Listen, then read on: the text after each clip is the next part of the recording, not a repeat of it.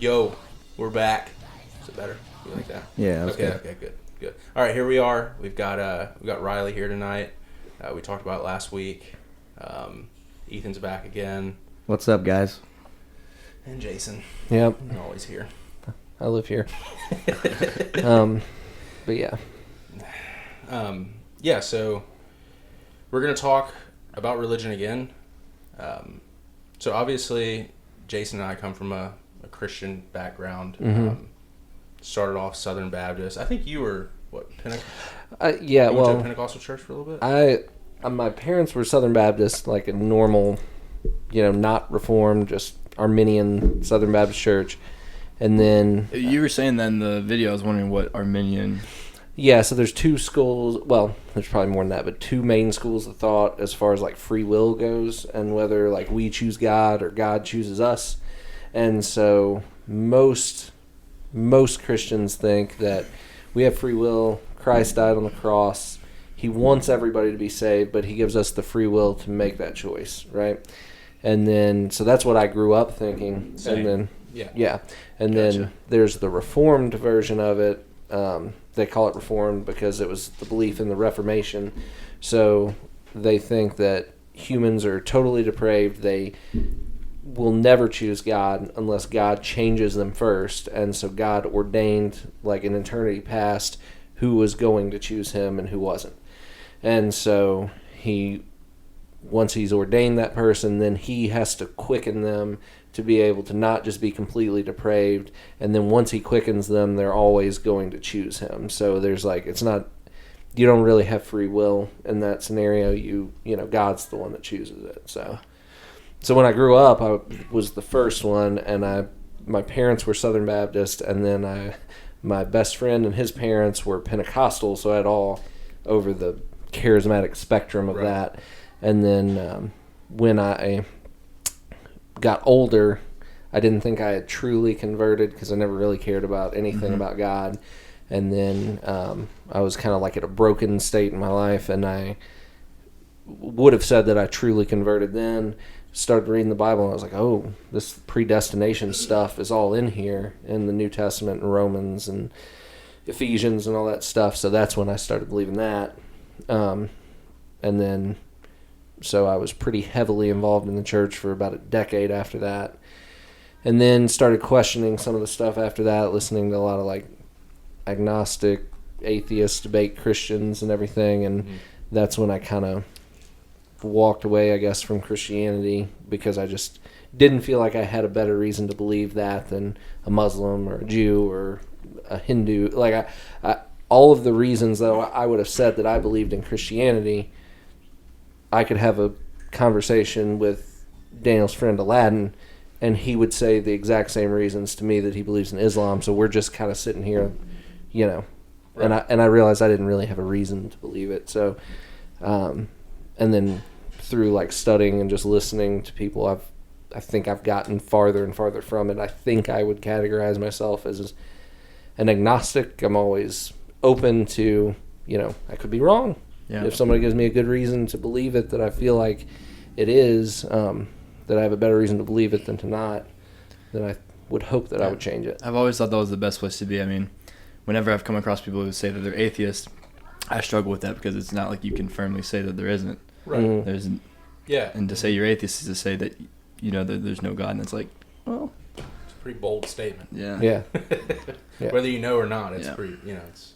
Yeah. I don't know. I think that's just as dangerous as just believing any religion, right? For sure. So what about you, Daniel? Man, I mean, it lines up fairly similar, even down to some of my childhood friends that were Pentecostal. Yeah. It's a very similar... and that's the one with like the tongues and... Yeah, so... Yeah. Okay. And what passage do they take that from? Do you Man, know? there's a few different ones. There's one in Acts that talks about like... there's one in Ethan's giving me hand signals. I'm not real sure what it is. Yeah, I was just saying, speak up a little bit, all of you. Okay. So there's a passage in Acts that talks about like Pentecost where the Holy Spirit descended on them, and then they all started to speak in different tongues, but they all Everybody there were understood, people. right? Yeah, there were. So the apostles were speaking and everybody from different tongues were understanding them. So but the Pentecostals think that's one set of tongues, is like speaking and somebody else can understand you, and then they think there's a heavenly language. A lot of their stuff I don't think is well supported in the Bible. I think it's just kind of sensational stuff. They'll reach like that. There's a passage at the end of Mark that they use for a lot of their stuff that wasn't even in the earliest manuscripts of it, that talks about like I could pull it up, I can't quote it, but it basically says that people will speak, my followers will speak in tongues, they'll handle snakes and get bitten and not die, they'll heal the sick, like that kind of thing. But they know, so they've got manuscripts of Mark that's in, but then they've got older manuscripts as the original made its way, and it wasn't in these. I never understood why they even put that in the Bible, because they know it wasn't in the original text. There's actually a guy out in yeshiva with me in Israel, the school I met, and he grew up with the Pentecostal stuff, and he got married when he was like 17, and he told me like he remembers when he spoke in tongues, and they told him like if you say like should have bought a Honda, but then I bought a Hyundai or something like that. If you say it fast enough, then Right. It sounds like good. it. Yeah. Well, because some sects of that think that you're not saved unless you do speak in tongues. Like that's the evidence of it. So there's a lot of pressure. Is there any way we can hit a pause on it? Yeah. I'm like All right, we're back. So I've told what my background was. Daniel's is the same. It's very similar. Like I was saying, even down to like the Pentecostal friend, grew up in just a Southern Baptist church. Went to a couple of them because that's what you do, right? If something happens, you don't like it. Your parents don't like something about that one, so you go to a different one, and it's the same. And then they don't like that one, so you go to a different one. And then, then the Reformed theology seemed to be a little bit deeper. Seemed like the people that were involved in it were actually looking for the truth inside of the Bible, right? And not just neglecting those passages that talked about it, because it is there. And so they were confronting them head on, and so that was appealing, because you eventually start, I don't know. They appeared to be taking it more seriously. Right. Yeah. Both the faith and the Bible, like the Reformed people. What's the attitude towards the quote unquote Old Testament, the Torah, and in these faiths? Right. I mean, it's completely accepted, and it's supposed to be a representation of Christ and His church. Yeah. So the way that they see it is like the Old Testament is the Old Covenant, and that the Jews are God's chosen people. They were meant to bring about the Messiah. Christ came. He fulfilled the law and the prophets, and then after Christ came, obviously the New Testament, the gospel, that's what we believe. The old stuff served its purpose, and now it's done away with. And now, instead of going to God through the priest, Christ would be the priest that we would go to God through. And it was no longer only, the Jews were not only His chosen people. Yeah. It was he had. Yeah. It was still a chosen people. It was a new covenant. It was a new covenant with and it included more people, but it was still a select number of them. Yeah. Exactly. The church was now God's chosen people as opposed to the Jews. And that's the general Christian view of things, right? Yes. Yeah. Now they'll argue a little bit about like the evangelists. They take a different approach, right?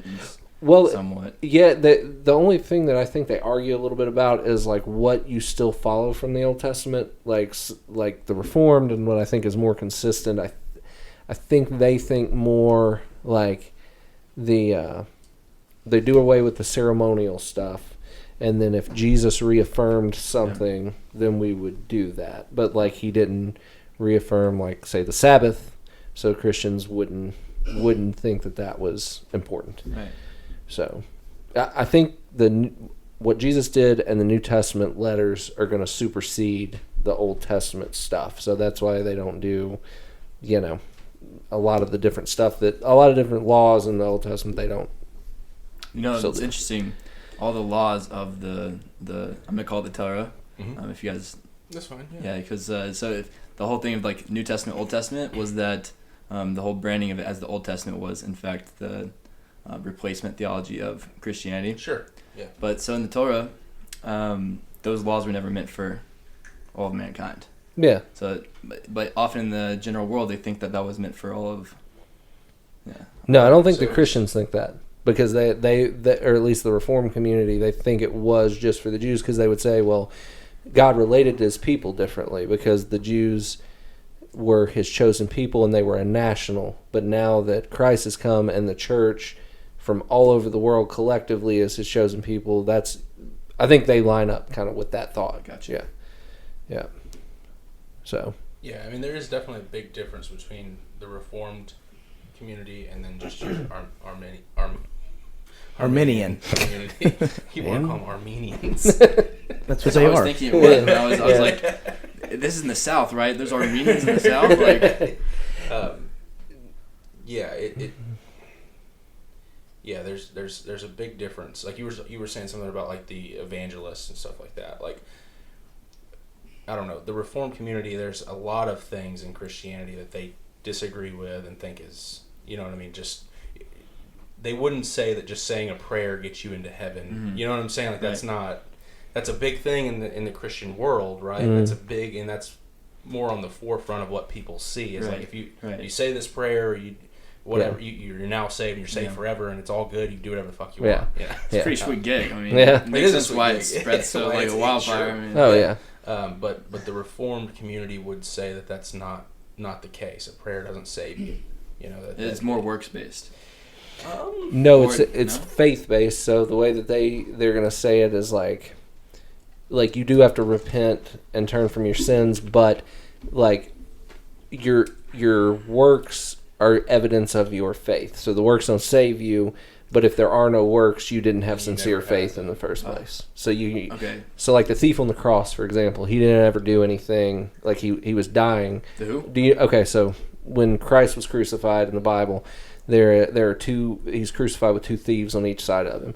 One of them is mocking Jesus, like, "Hey, if you can save, just come down," and he's making fun of Son him. of God, fix And- this, yeah. save us, Yeah. all of us. Yeah. You know what I mean? Like he was Yeah, being a dick. Okay. and the other and the other guy was like, "Hey, shut up. This guy never did anything wrong.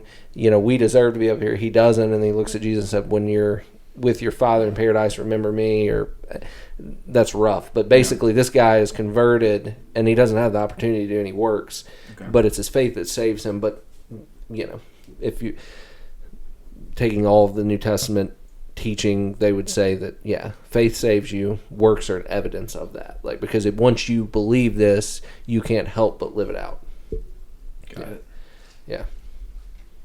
Got it. So y'all want the scoop on how I ended up here and Yeah. Yeah. Yeah. Okay. Well, my first question is: so, you converted to Judaism? no. No. Okay. No. So the way it works in Judaism is if your mom's Jewish, you're Jewish. Okay. Judaism is not a proselytizing religion, so it doesn't seek to gain adherents. Okay. So it's through the mother's line that you are considered a Jew, but it's open to anyone who would like to convert if they want to take on the covenant of God. So that's where I was going with it. So your mother was Jewish. Yeah, but Okay. when Jews arrived in America, they became very, very assimilated with the difficulty of being Jewish. Mm-hmm. And so my family's been in America for the last 4 generations. And so by the time we got to her, she didn't know anything except that she was Jewish. And that her parents gave her a Hebrew name when she was born, but that didn't translate into any type of action after she was born. Yeah. Exactly. Okay. Interesting. And I want to go back to like talking about yours, but I want to know so I know how to better talk about it. Like, so what I have in my English Standard Version Bible that is translated from the Hebrew, all of the Old Testament there, is that, do you adhere to that? But I guess you would probably read the Hebrew of it. Is that right? So in general, the translation is not translated by a Jew. Yeah. Let alone if it is, it's not translated by a Jew that knows actually the combination of the written Torah, the written tradition, and the oral Torah, Mhm. which we say that we have along at Sinai. We got the written Torah, Mhm. and then we got an oral tradition that went alongside it to actually explain what these things meant.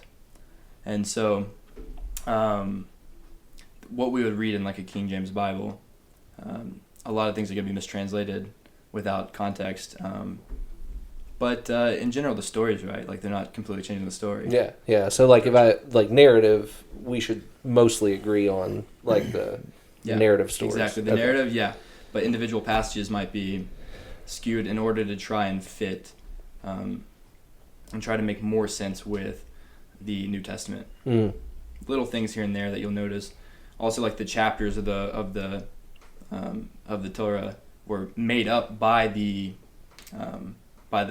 early Christians, so they actually would break off maybe in the middle of a story in order to kind of change narrative. You don't realize it, but when you actually read it chapter by chapter, things change when you break here, when it might not be a break. So it's very fascinating. You see, like, even now in the printed Torah that I have, we have the Christian version because the Christians had the printing presses. So now all the Jews have the Christian breakage of each chapter. And so we actually have to sometimes ask the question, why was it broken here? Is it actually meant to be broken here? Right. So wait. So in your Hebrew version, they still have those breaks? Because I know that the Christians put that in as like a reference tool or whatever. But I didn't know, because even like if you go listen to a Reformed like theology person talk about it, they'll say that. They'll be like, there are no chapters and verses in this stuff. That was just added, so, maybe you shouldn't break this stuff here, both in New and Old Testament. So it did have a Jewish understanding of how it was actually laid out. I'm not so familiar with it because we don't even go by it, but essentially when the printed press actually first came out, and Jews had access to it, they weren't actually able to print their texts unless it was through the understanding of the Christian tradition. Interesting. So they didn't mess with it other than to put the breaks in there. Yeah, no. Okay. No. But in general, anytime you're trying to go from Hebrew to any other language, there's going to be a lot some of things issues that are lost. Right? Yeah. I mean, for example, Adam, who we know as the first man, wasn't actually a man per se biologically. Adam comes from the Hebrew word Adamah, which means earth, and Adam was made from earth, and thus he was called Adam. But at that time, when we're talking about when he was first formed, we say that he was kind of a humanoid, like... Right, it may not be what we are as man, is what you're saying. Yeah, it's like, we know, like, Adamah, Adam, it comes from, but, like, these things get lost in terms of Adam and Eve, like, we don't actually know what these things mean, but the root of these Hebrew words, they lend so much more meaning that can't be put in translation. It just can't. So, like, did they take on their maleness and femaleness later, like when God makes Eve, like in chapter 3? Is that? So it's interesting. There's actually 2 accounts of creation of man in the Torah, which any atheist will like to say, like, oh, this is proof that there was multiple documents. That's stupid. But as someone who accepts the Torah as true, we don't look at it as man did this and that, but why did God make it so that there was 2 creation stories? What is he trying to actually say? These 2 are 2 different perspectives, what's going on. But I believe in one of them in general. You have the rib being removed from Adam, and then he makes Eve, and now there's the 2. But I'm not fully sure on when that specific, like, gender role, creation happened. Will you go a little bit deeper on the 2 creation stories? Well, yeah. Sure. Oh, sorry. Go ahead. So I read a book called The Lonely Man of Faith by Rabbi Yosef Dov Soloveitchik, and his whole understanding was that there's 2 accounts of the creation of Adam, and he likes to say that these are the 2 aspects of what we see in mankind now today. So, in the first, we see that Steve's asking me a question off something I've been talking to him about a little bit on the side, but essentially that Adam 1, the first Adam, the creation of story, that he was created on his own, and that the verses following say things along the lines of, "I'll give you dominion over the fish and the birds and the sea, and you will have dominion." And then the next one. And in that one, he's actually so in the first one, he's made with Eve, and they're told you have dominion. In the second version, Adam is created on his own, and he's lonely, and that's when God brings him all the creatures, and he names each creature, and he says, there's no creature for me, there's no one that I have a companion for. And so God removes his rib and creates Eve. And in those verses describing this Adam, he says, I've placed you in the Garden of Eden. I need you to watch over it, to take care of it, to care for it. And Rabbi Soloveitchik, his whole point was that this is not like atheists would say, which is that this is proof of two different people writing different documents and then pulling together, but that one is exemplary of the Adam that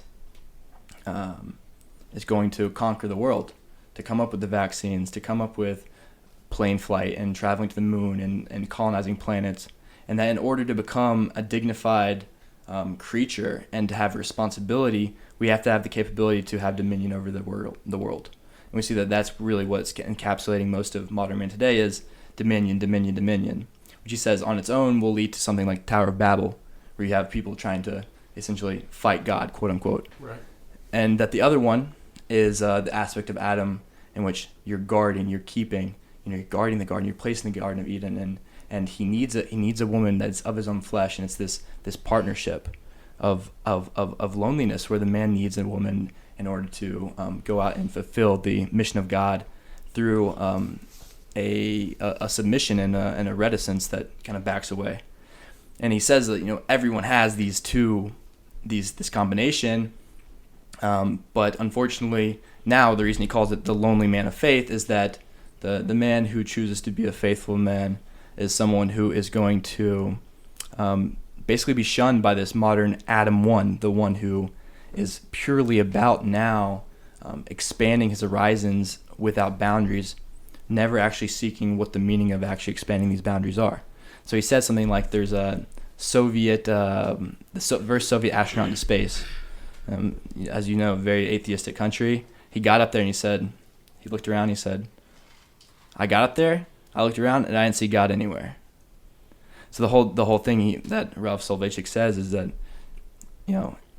Adam 1, this dominion, conquering, majestic Adam, without recognizing the other part of himself, can build this Tower of Babel and look around and say, there's no God here. Yeah. It's interesting.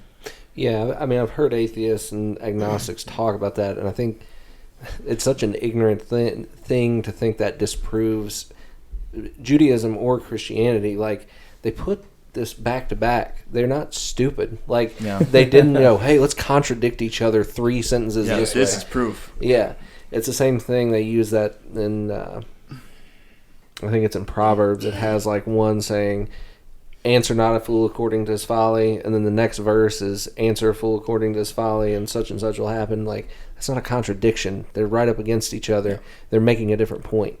Right. And that's what a lot of rabbinic Judaism is really focused on, is looking at the Torah, looking at all the texts we have over the thousands of years and saying there are no contradictions. Anything that we look at as a contradiction, we have to figure out what's the message, why do we think it's a contradiction, what's actually happening here, and then they'll actually find what it is that's being played out through the laws of extrapolation, the laws that were given at Mount Sinai, that they can't actually just bring into being any explanation they want, that there's actually rules by which they have to play the game.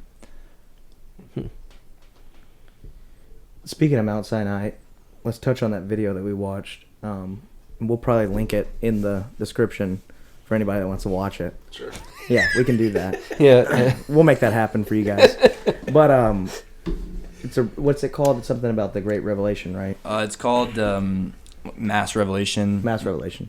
Lawrence Kellerman, which is a big foundation of what Judaism stands on. Long story short, in this comparative religion video, Rabbi Lawrence Kellerman, he speaks on the difference between Judaism and all the other religions, and being that the claim to the origin of the religion is based on the testament of 3 million people and the witness of 3 million people.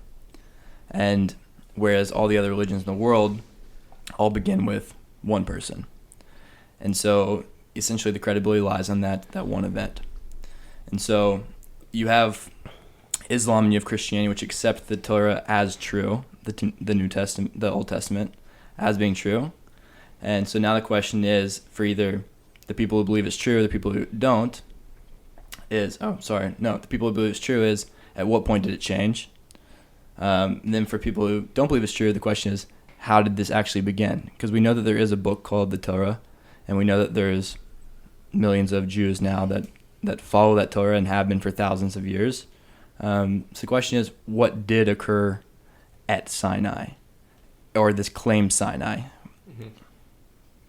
Yeah, and in that video, he claimed that you can trace it back. Mm-hmm. That there's that oral tradition that traces it back to that, which is interesting. I don't know that the religion that follows it is what could have happened, right? Like, I'm not saying it didn't happen, sure, right? Especially when you having it, it does trace back to it. Okay, I can assume that maybe that's the case and that people aren't lying about it, right? But even so, the religion created around it afterwards was created by man. Sure, and that's of course, right? That makes me go, men suck. They create religions all the time. Yeah. So why is this one any different? Sure. Yeah, and so I have a book up there, The Case for Christ or whatever, and I haven't read the whole thing, but that's whenever I started questioning Christianity, that's the book everybody threw at me because, good people, they were concerned. They were like, oh, he's going to go to hell now. Let's try and, convince him of this. And that's the first argument he uses in there for Christianity. Obviously, the numbers are higher with that, but he's like, this is Christ was risen because the Bible says, or the New Testament, that he was risen and he was seen by 500 of his followers. And so they're taking eyewitness accounts and they're saying this is evidence because, we use that as evidence now in a court of law. So like that, and I thought this was, you may have a better explanation for this than I felt like that book did, because I think it was comparing two things that you can't compare. So he was saying that there was the story where this guy was hanging out on this corner and he saw a friend of his shoot and rob a clerk at a store, right? And so it got around the neighborhood that this guy had seen that.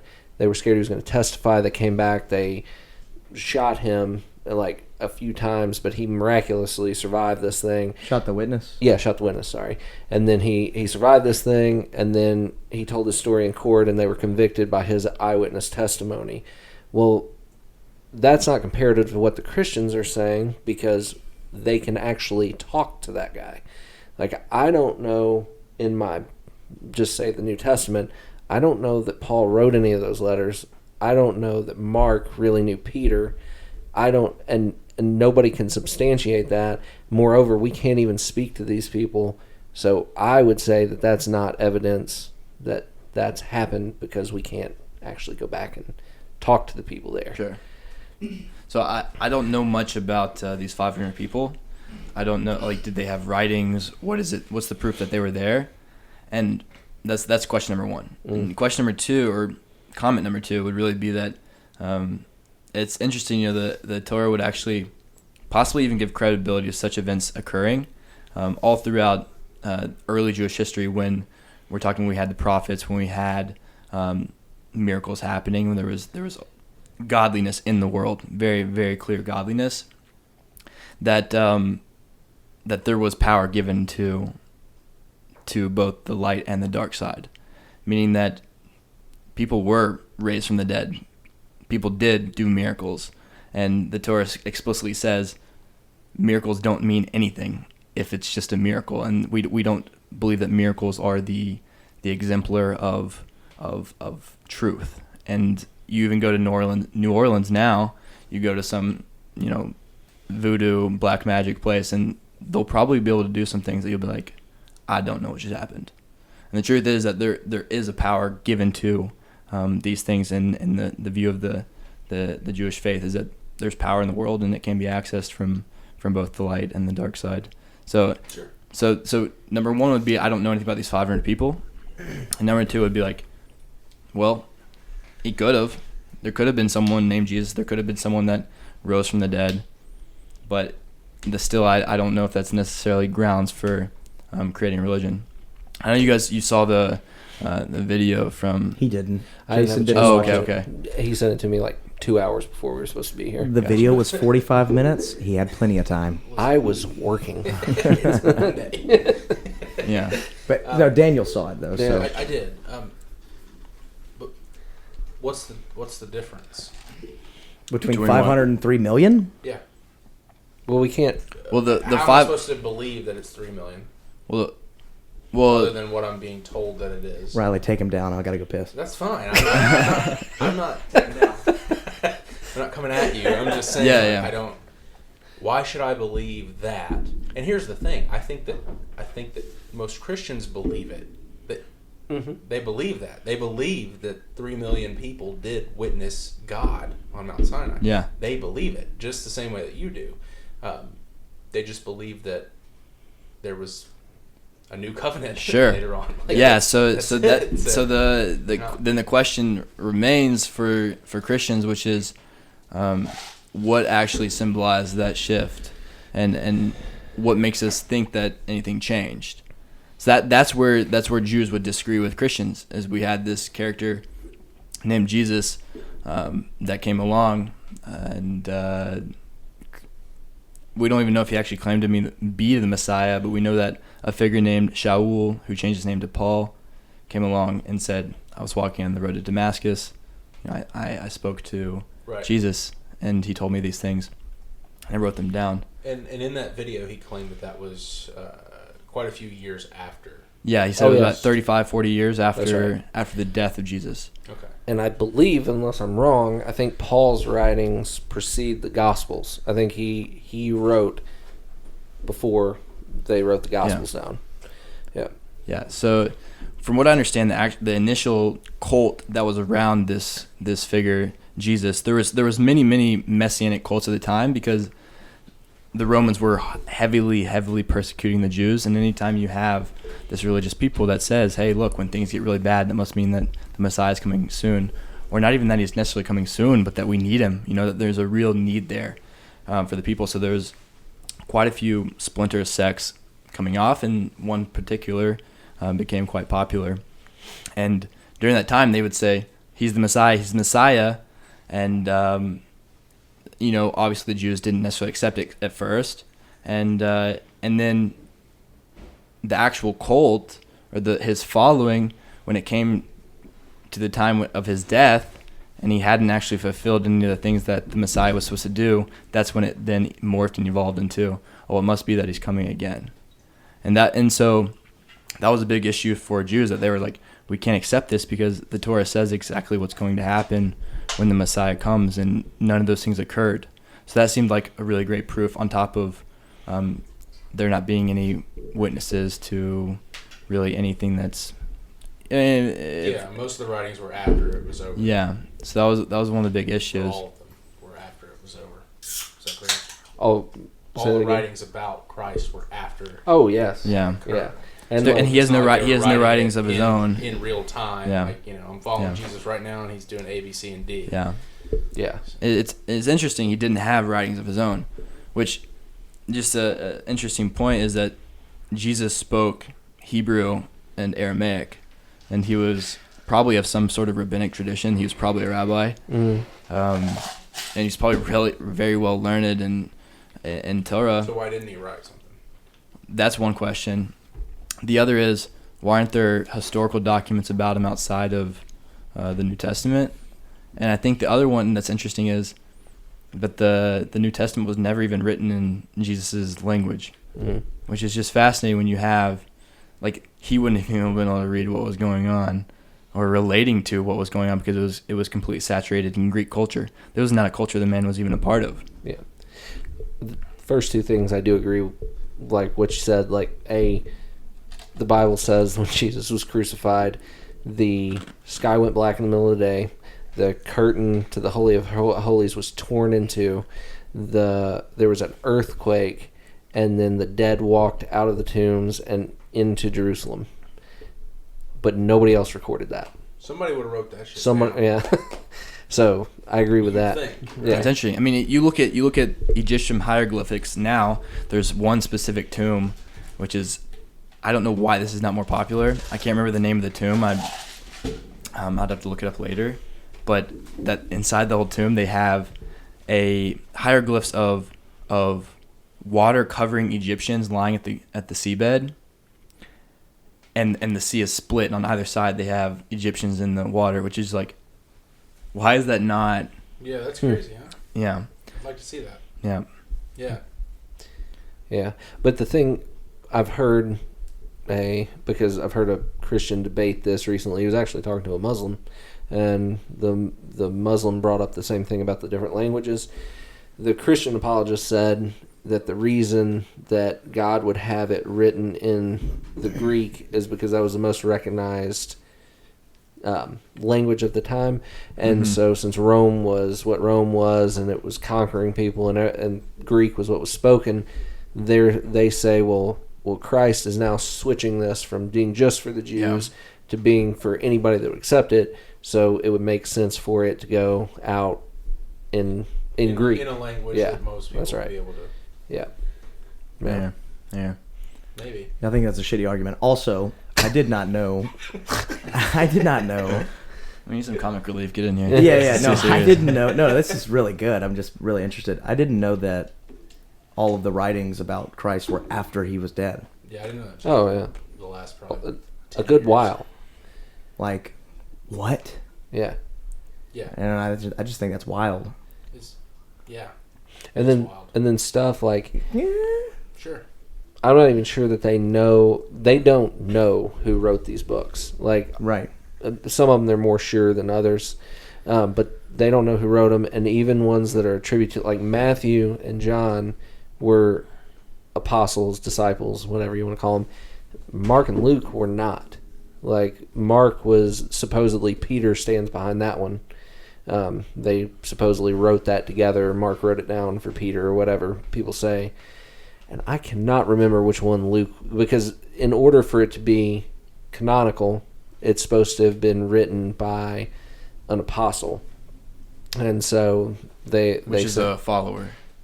Which would be, I think it's supposed to be one of the 12 apostles, like the actual apostles. So they would say like a disciple is just a follower, but an apostle Christ gave authority to speak for him.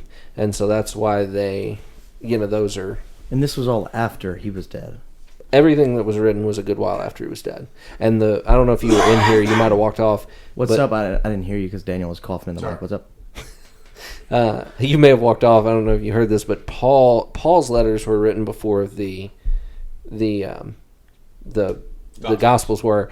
And like, I heard a guy make a pretty good case once for I forget what they call him, but basically questioning if Jesus was even a real person.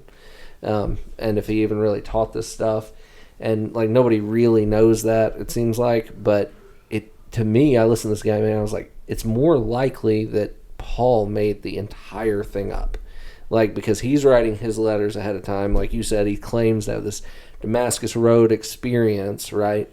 I don't know. It just seemed like a good argument to me against Christianity, that Paul, being what he claimed to be a Jew of Jews, like brought up in all the traditions of the Torah, all that stuff, and then he seeing that he felt that it needed a reform, and maybe to comply more with the culture around him.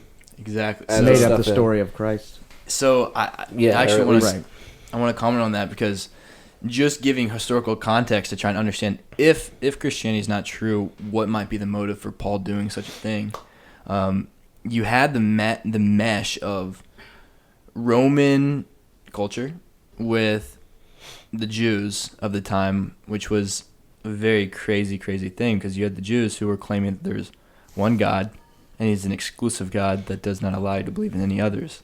And you had the Romans, who had a whole pantheon of thousands of gods, and in their conquest of the known world at the time, every time they'd come across a new civilization, they'd say, hey, we're taking your gods, you take our gods. It's a whole like God party, because the whole thing was gods at that time were just an expression of human understanding. You see the stories of all the gods. They would rape and they would pillage and they would do whatever they want, and they were kind of these, and humans were at the mercy of them. So you had this crazy mesh. Now the Romans were coming in, and they're experiencing Jewish culture for the first time, and it's completely opposite to everything the Roman culture was. I mean, Roman culture was completely and totally about the physical, the body, the image. The Olympics with the naked bodies, and all the Olympics were done in the nude, and the bathhouses, and and they were there's wealth and the sex and the murder. I mean, the Colosseums, it was. Was it always that way though, or was that like towards the end and the downfall? Oh yeah, no, it was, and it's interesting. It wasn't even just in that culture, the Greek culture as well, and we see even across the world that at the same time, en masse, and we have documents en masse and graves of children where they were practicing mass infanticide. If the child had any type of medical issues, oftentimes if it was a girl, they would kill it. There was not much of a respect for life. Now you have the Roman culture coming in and meshing with this culture that says, hey, there's one God, you can't believe in any other, and not only that, but you're made in his image, which now imbues all life with such a sense of dignity. We think of Greek and Roman culture as being the height of culture. We read Aristotle and Plato, but these are the same people that also have writings talking about killing children if they're not fit to face the world. And so the idea of dignity for life was not a thing, even in the most cultured civilizations of the time. And so what you have is you have Rome meeting this monotheistic culture that values life no matter what. And so you have a margin of people who actually really get along well with it. And so you have a lot of Jews that are becoming, on both sides. So you have a lot of Jews that are becoming, they're bleeding off from Torah values, and they're actually getting into the Roman Greek culture. Mm-hmm. And then you have Romans who are getting interested in this, hey, this one God thing's pretty great. I see this is actually really nice. Yeah. And so what you have is you have a perfect situation for people who were starting to espouse Jewish ideals, but didn't want to convert. Because what did converting mean? Converting meant that you're taking on the 613 commandments. And that's changing your entire life, every single aspect of what you eat, who you see, who you touch, all these things. Sure. And so it seems to me that culturally, contextually, it would be a perfect breeding ground for someone to come along and say, hey, look, how about we do this whole Jewish value thing, but we have a reason to say that you don't have to do all that stuff. And not only that, but with the Jews being persecuted really heavily, you have figures are coming out saying, I'm the Messiah, I'm this, I'm that. And it seems like this perfect breeding ground for this development. And what I really understand to be historic would be that this development, they didn't initially think of anything of like a second coming. But then when this figure did not live up to the standards that were played out, they were left with some problems, right? Now they have to explain, how is this person that we said is our God, how did he die? How can our God die? Not only that, but there's still war going on in the world. There's still famine. There's still all these terrible things going on. He was supposed to fix all that. So now the explanation is, number one, okay, how do we answer that first question? We answer it with, well, it must be that he's going to come again. And the second way is we have to give dignity to the death of our God. He just died. So it must be that, he died for our sins. And so you can see how the emergence of a story that kind of makes sense along these lines makes sense. But it was very, very difficult, and I would say impossible for devout Jews to believe this, because they saw that they were still impoverished, going through the pain and struggle, and the direct Torah says that war would end. The prophet Isaiah said that all the plowshares and the weapon would be all the weapons would be beaten into plowshares, and none of these things happened. So that's when you see like, okay, well, now things start to make a little bit more sense when we look contextually what was actually going on at the time. People really take for granted nowadays that we have like value for human life. We see that like, oh, that's just a normal it's a normal value. No, sure, not at all. Even up until recently, I mean, China's been killing babies. Yeah. Like they can't reveal the gender of the baby. before it's born because they know if it's a girl, well, here people kill babies all the time. It's It's like 20 it's million. not much different. Yeah. Yeah, you babies a see year. scientists are now they're trying to argue that up until a year of life, the child has no Yeah. capacity, Exactly. and so now There's you can no kill end it. to it. It's insane. That's what I'm saying. When there's no anchor of value on human life, which is what a monotheistic religion gives you, you can pretty much get away with anything. So, off of that, I have a question because I know how the Christians would answer this. So, when in the Old Testament, when the Jews, Israel would conquer somebody, and God would command them to kill every man, woman, child, animal, and all that stuff. How does that fit with that? Because a Christian would say, "Oh well, the Jews were God's chosen people, and they were a nationality, and God was using them as a judgment tool to the nations around them. So it was serving two purposes: to keep the Jews pure and not influenced by the cultures around them, and then also to judge whatever civilization that is." Is that the same answer that you would give about that, or is it different? No, so I do want to preface with that I've been learning for a year now. Yeah. There's a lot of detailed questions and answers that I can't fully give, but I can offer my understanding.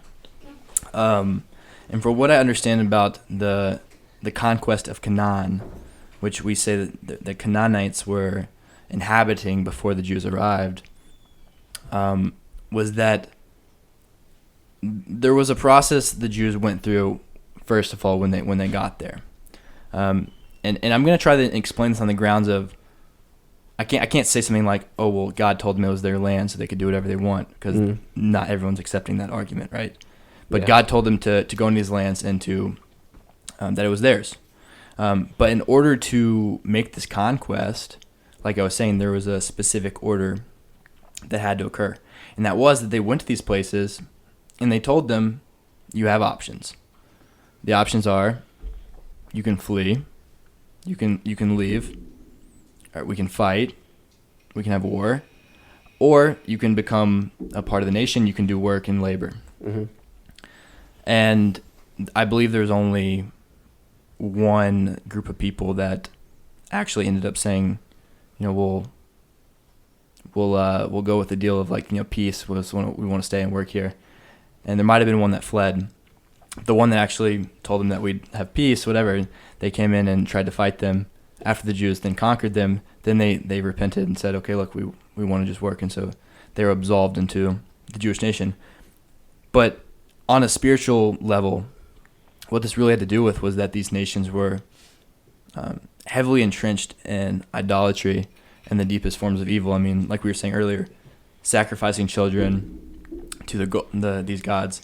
Baal was a really famous biblical god in which they'd pass their children over fire and kill them, and all sorts of orgies and this and that. And the whole concept of annihilating those nations that wanted to stay was that there is a form of such condensed evil that it does bleed into the surroundings. But always, the first notion was, we want peace. And then there was ensuing consequences after that if there wasn't. Yeah. Right. Yeah. But I mean, to me, and I mean, it's not just, most of mine is studying it as it relates to Christianity, because they think all that's right and they're trying to harmonize the God of the Old Testament and the New Testament at the same time. Right. Which I think is hard to do. But It doesn't It work. would be better just to deny the Old Testament. Yeah, so I don't know. To me, one of the big things, and it kind of goes along with the same thing, and I may not get the reference for this, the book number right, but Exodus 27, 29, one of the two, gives laws for slavery, and it basically says, you can beat your slave. Well, it says if you beat your slave and they don't die within 2 days, then it's fine. If they die after that, it's your money, so it's fine anyway. But then the thing that I think is interesting and specifically at odds with Christianity is it says that if you give your slave a wife and they have children, the year of Jubilee. Is that 7 or 10 years? 7. Okay, 7 years. I always get that wrong, but when in doubt, it's 7. 7's the magic number. Okay, so 7. Yeah, every 7 years, they have the opportunity. They have to let them go if they want to. Mm-hmm. They can choose to stay with them. Well, if you gave them a wife and a child, then they can go, but they have to leave the wife and child there. Well, to me, that's a problem because it says something about God's heart towards it. Because I can take you over to Ephesians 5 that says man and woman are supposed to represent Christ and the church. So when you marry for life. There is no reason to divorce. Some people say in case of infidelity you can. Some people don't. But that's the only reason that there would be to divorce. And that the reason we don't do that is because it's telling a lie about Christ and the church. That the church would ever leave Christ or Christ would ever leave the church. So, this is symbolic in that way. And so to me, like, it just seems weird that God would give them a reason that they could. If God had that high of a view of marriage, why would he not send out the wife with the man?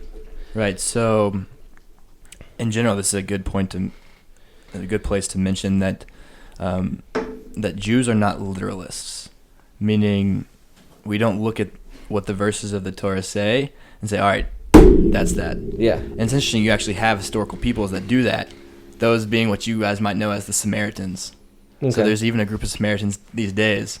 But the Good Samaritan, he was called the Good Samaritan as opposed to the others. Yeah, they were not. So the Samaritans, what they did is they essentially accepted the Torah, the written Torah, but they did not accept with it the oral tradition.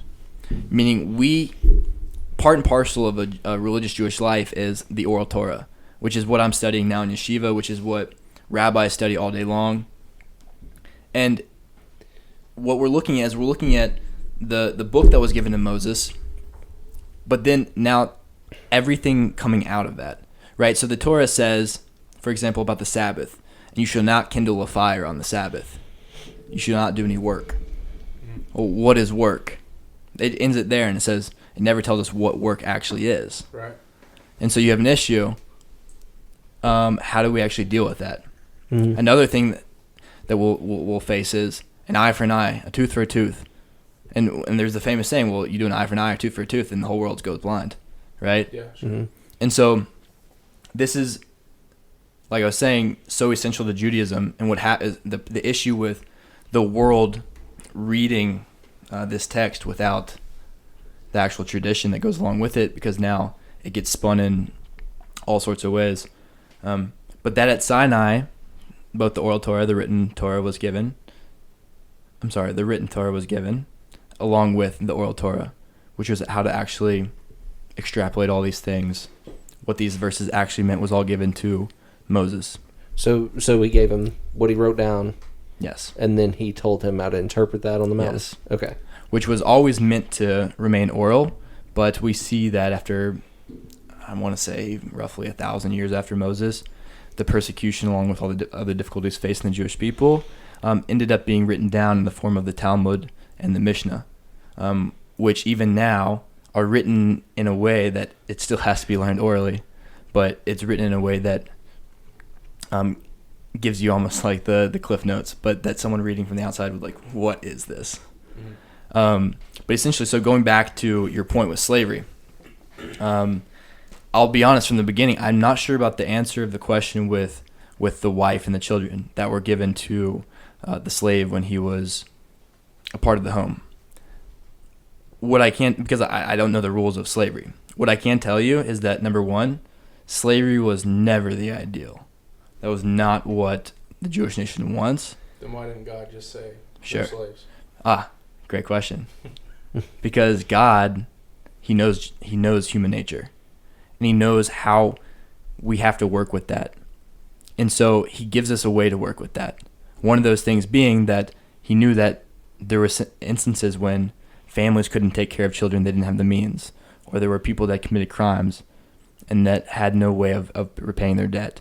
And so they would go into this form of slavery, which was really a social system in which you have people who, as you were saying, couldn't go longer than 7 years in bondage, and they were released every 7 years. They could choose to stay into that. But I know among the many, many, many laws along with this is, number one is, after they become your slave, they become while they're in your household, they have the status of having to fulfill all the requirements of a Jewish woman. And then after that, before they leave, they end up being a convert. And so they leave on a quote-unquote a higher spiritual level than when they entered. Among those laws are that if there's only one bed and your slave doesn't have a bed, then your slave has to have your bed. Your slave has to eat before you. And that there's all these different things that are saying how you have to treat this person. And so we have to realize that looking back on history, we're looking at slavery with the concept, the word slave brings up in our minds, but we look at Judaism doesn't have a concept of prison. And so this is a social reform system that brought people back to the folds of life. So the stuff you're saying about they have your bed if they don't have one, and is that in the Torah or is that in the oral tradition or the other? Oral. Okay. It's oral. And so going back, the Mishnah was composed, I want to say the Mishnah was written about 1900 to 2000 years ago. And the Mishnah was the first time they took the oral law and decided to write any of it down. And so the Mishnah is many, many volumes of laws in each area of Jewish life. And so you can go back 2,000 years and see what were the laws of slavery then. And we can assume that the prior 1,000 years going to Moses, that they had remained nearly the same. So you're saying that the slaves were not slaves they took from conquering another land. No. But they were slaves that, let's say, someone steals something from me and is caught. And he has no means. And they owe me a debt. Yeah. And because they owe me a debt, they are my slave. Mm. And I have them for a certain amount of time until that debt is paid for. Exactly. It's a better jail. In which case they get... Well, I mean, we've talked about this 1,000 times. Right. We talk about natural law. Like, is it? Yes. If someone steals something from me in any form, then they owe me something, right? Right. Is it better for them to sit in a place, or is it better for them to work on my land, helping me plant things and do things that further my life? Sure, I would agree. I wouldn't say that that's slavery, though. I would say that that's you're paying a debt. You're paying off and a see, debt. And see, that's why I say when we say the word slave, that's not the Hebrew word. We're looking back on this historical thing with the word slavery, and we're looking at 2020 America, and we're thinking, oh man, the Jews had slaves. And it's like, okay, no, there was a social reform system in which people were given the opportunity to repay their debts, in which case they were fed, housed, and taken care of. I can't go into the verses that you said about, if you kill the slave, then this punishment happens. If you don't kill the slave, then it's fine.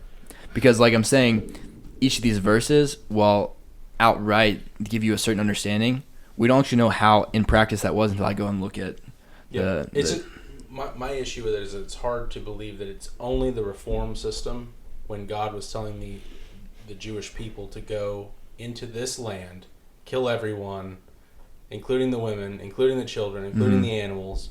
And let's say they didn't actually do exactly what God said and wipe everything out, because they didn't, obviously. There are still certain groups of those people that God told them to wipe out that still exist today. So let's say they took some of them as slaves. Well, then there's these laws. So I'm with you. If it is the reform thing, okay. But how do I know that that is what it is, and not that some of these people were just like everybody else? They conquered lands, they took slaves, and okay, maybe God was telling them to treat them a little better than some pagans, but in my eyes, this isn't just coming from 2021 view of slavery. Like, men are equal, right? And right. I can't own anyone or force them to do anything. You know, Sure. You see what I'm saying? So, Sure. So I think that's immoral, regardless of the time. I think that's ageless. It doesn't matter what time it is. If you're forcing another man to do something against his will, you're wrong. Yeah, I guess it So I don't. I mean, I'm with you. The reform thing, if that is exactly Right. what it is to a T, okay. Reformed Sure. thing being what exactly? Like they've taken something from the individual that they are now in a debt to. So Right. this is a form of reformation for them. Yeah. So I'm okay with that. Yeah. But just because you're telling me that's what it is. Sure. I guess the question I would ask you is if we came across an island right now where the people were sacrificing children, they were having orgies left and right. Before we, after the week we'd spend, having a good time over in under this unknown land. Sure. But we have these people who are completely uncivilized, who are, like I said, killing children, complete barbarians. What is the prescribed approach? What do we do if we want to bring them into a society? And so if we're imagining it from this perspective, the Jews went into a land where this is what we were told, that these people were complete idolaters, not like bowing down to a statue. Like these were some messed up people. Even though today, this is another topic I can talk about with Spieth, but we know that people are sacrificing people now. It still goes on, and cross culturally all across the globe this was happening. Mm-hmm. So you do come across this kind of evil. We don't know what that means anymore. What do we do when we come across that? And so in the Torah, God commands that they either convert and join, they flee and leave, or they fight. And so there were options. It wasn't we're coming here and we're no. I think he missed that when he was. Yeah. You were out getting Sure. a drink or whatever. But why is it man's job to punish these people? I don't care what you're doing. You're wrong. Sure, Mm-hmm. I can say that that's immoral, the actions that you're doing, but you're not trying to kill my baby. You're not. You see what I'm saying? Right. So, But would they kill your baby? yes, probably. And if Okay. they did, then it would be my problem. Ah, right. But what I'm saying is this not God will punish them, right? For sure.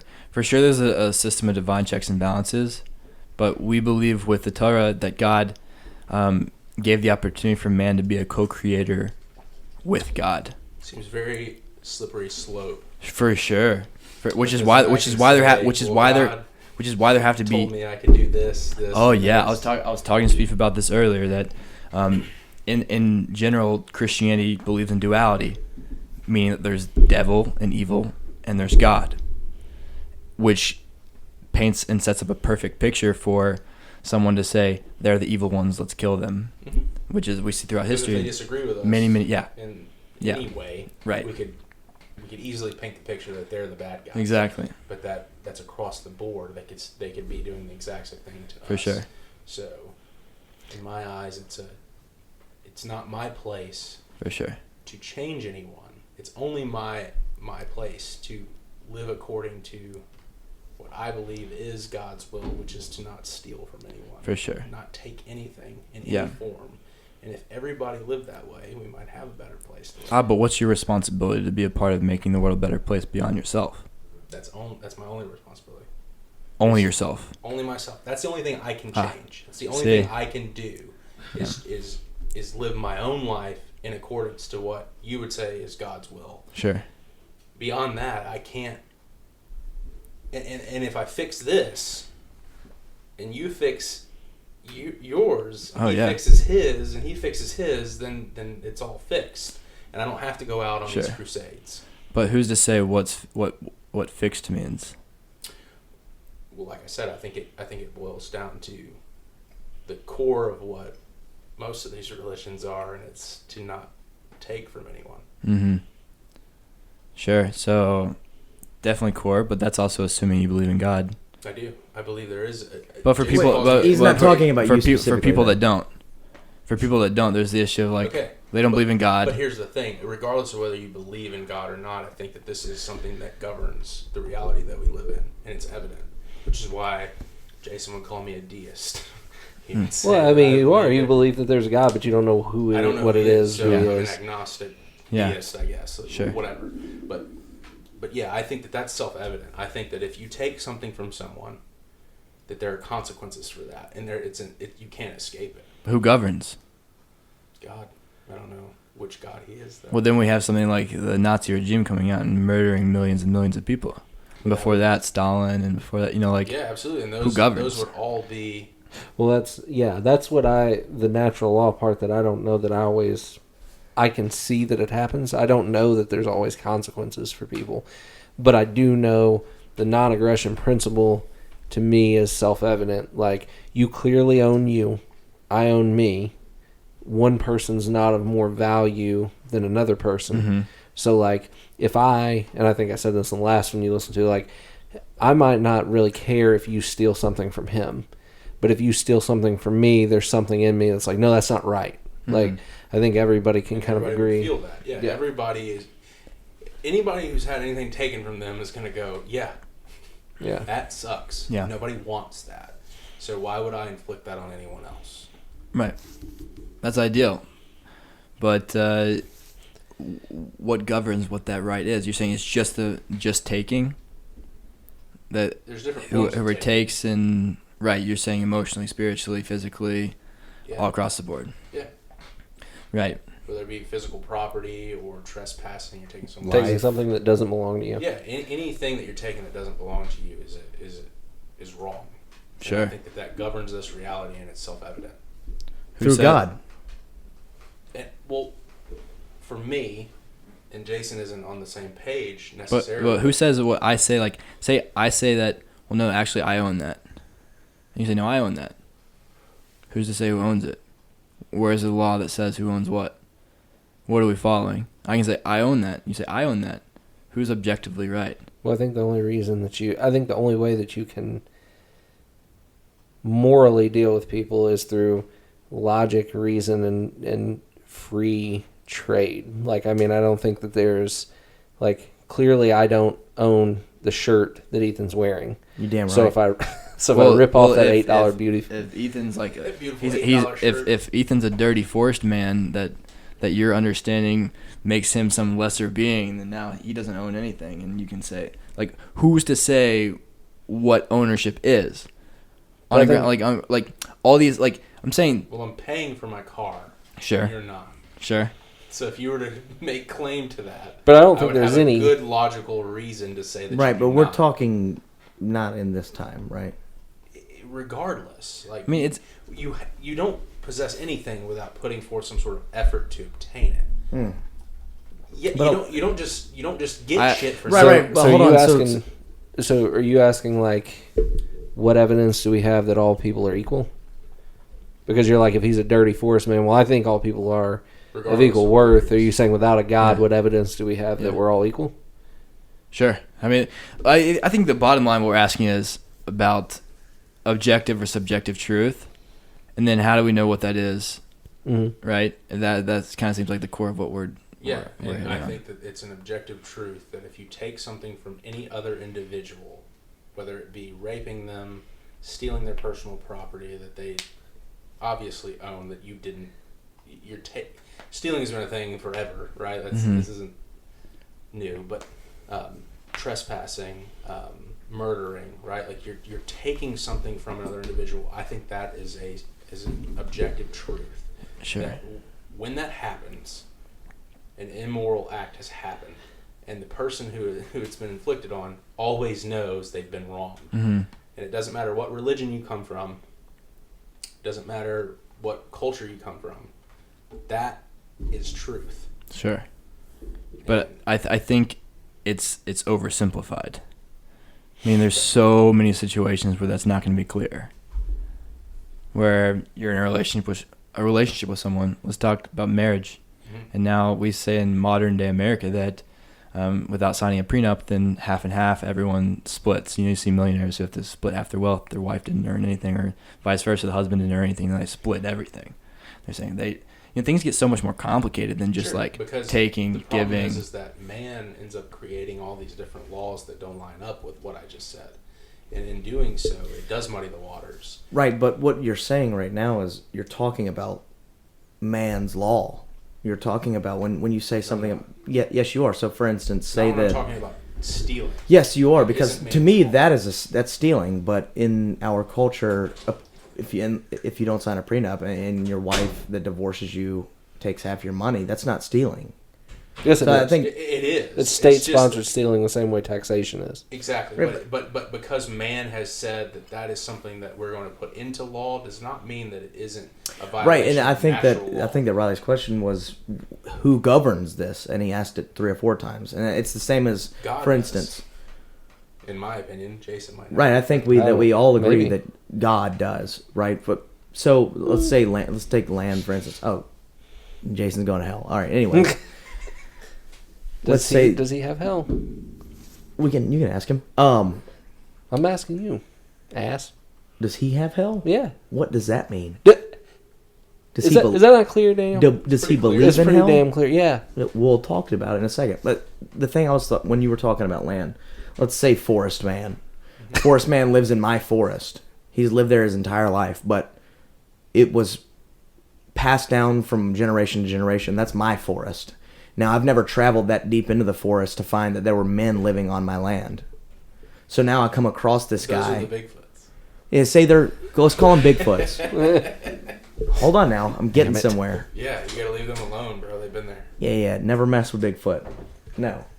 So, Riley, what I was saying was, Please. talking about land and ownership and stealing. Say that I own a lot of land that was passed down from generation to generation. You spoke about a forest man, some barbarian, who knows? I've never traveled this far onto the land that is rightfully mine, passed down from generation to generation. Now, the forest man has always lived there, and his family's lived there, and families before him. Well, It's then I would be generations the before one him. who's trespassing. Why is that? He's always lived on my land, and it's my right No, if he's to my always land. lived here, then it was always his, and you were the one who was doing the trespass. But I own the land, right? So you said so. Through what? Through Well, you man-made said laws? you're paying a car note, so that's not his car. That's your car because you're paying a car note on it. Say I'm paying land taxes on this land, and I have done it. My parents did it. Parents before them have done it their entire life. And bottom line, you're saying it gets much more complicated. Like Exactly. it's very simple when we say like, oh, like don't take from anyone that things that aren't yours. Mm-hmm. But so many definitions get lost in that. Like, what is considered taking?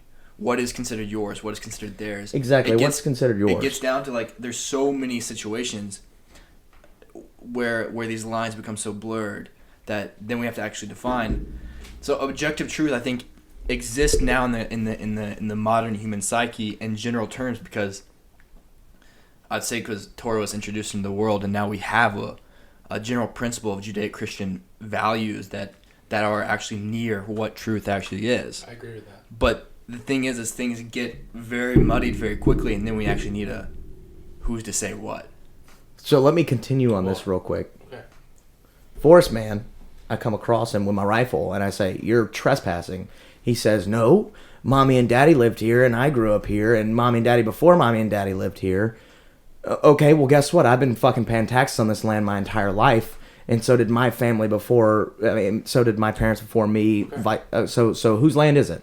Well, And that's what he was asking. Who governs these ideas? I would say that the man-made laws of the taxes and all of that would not come into play because none of that's real.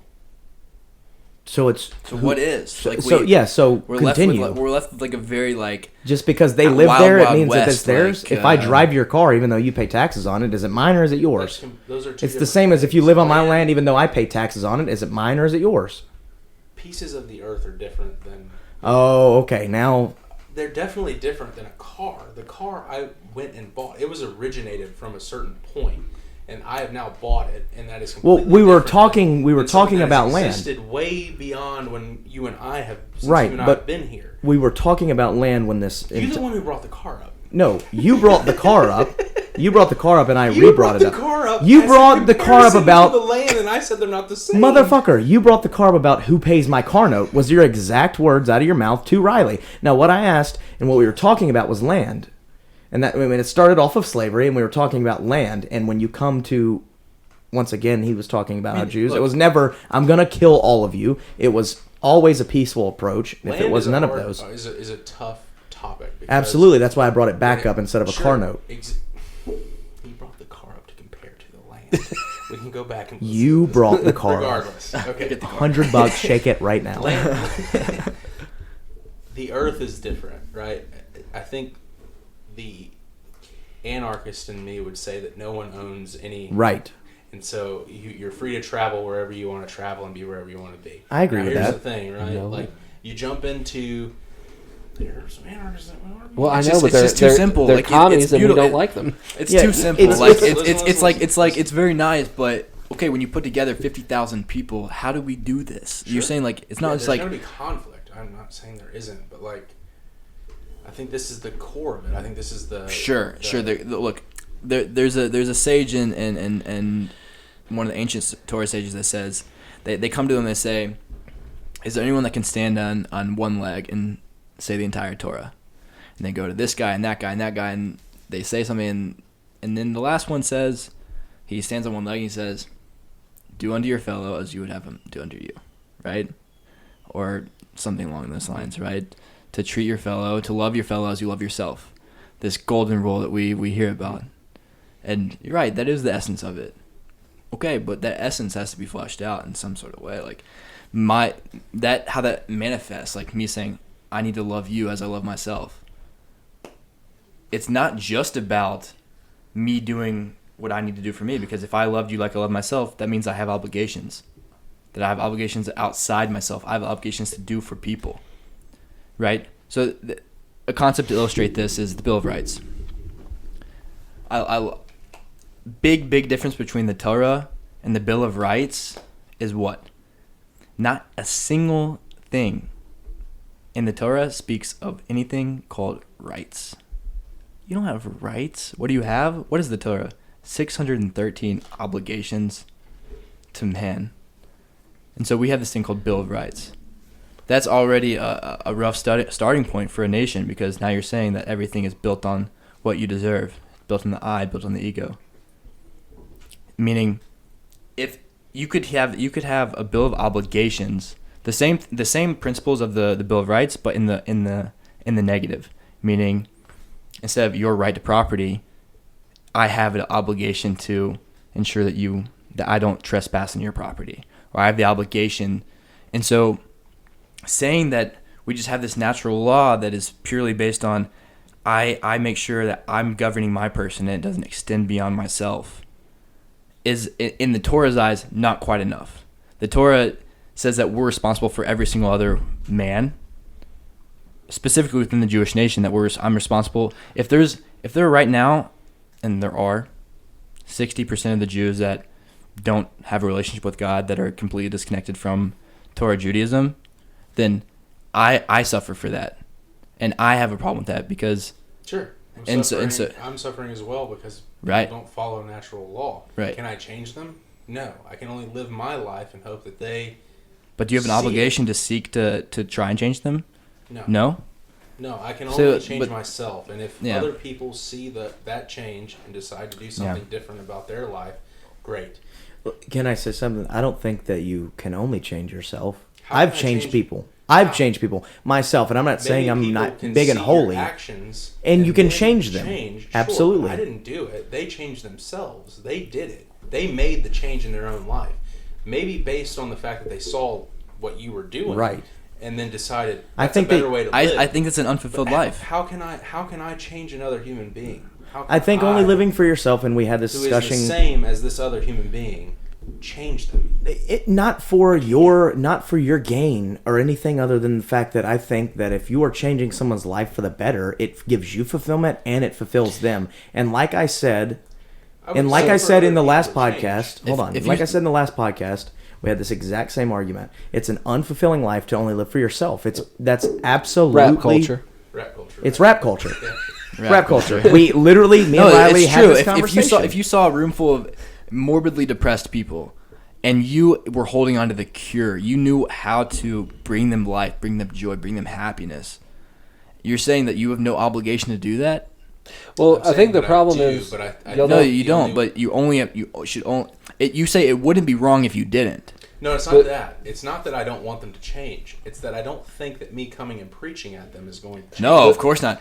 Like I said, Judaism is non-proselytizing. Right. Sure, okay. Yeah, but so... What I'm saying is that they can see they can see the way I live my own life. Oh yeah. And if they have questions or they want to go, well, why do you do what you do? Well, because I think it's wrong to steal from people, whether it be this type of stealing, or this type of stealing, regardless of what it is.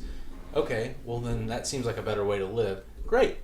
Then you live your life that way if that's the way you choose to do it. Well, there's nothing pulling you that way. I can't force people to do No, that. of course not. But of course here's not. the thing. If they not. don't live that way, I do believe there are consequences for it. They don't get to just live however they want and escape it. That's what governs this reality. That's what I believe. That's what I believe to be self-evident, that you don't get away with shit. You don't get to just do whatever you want, and there are no consequences for it. There are consequences for it. Maybe. And go ahead.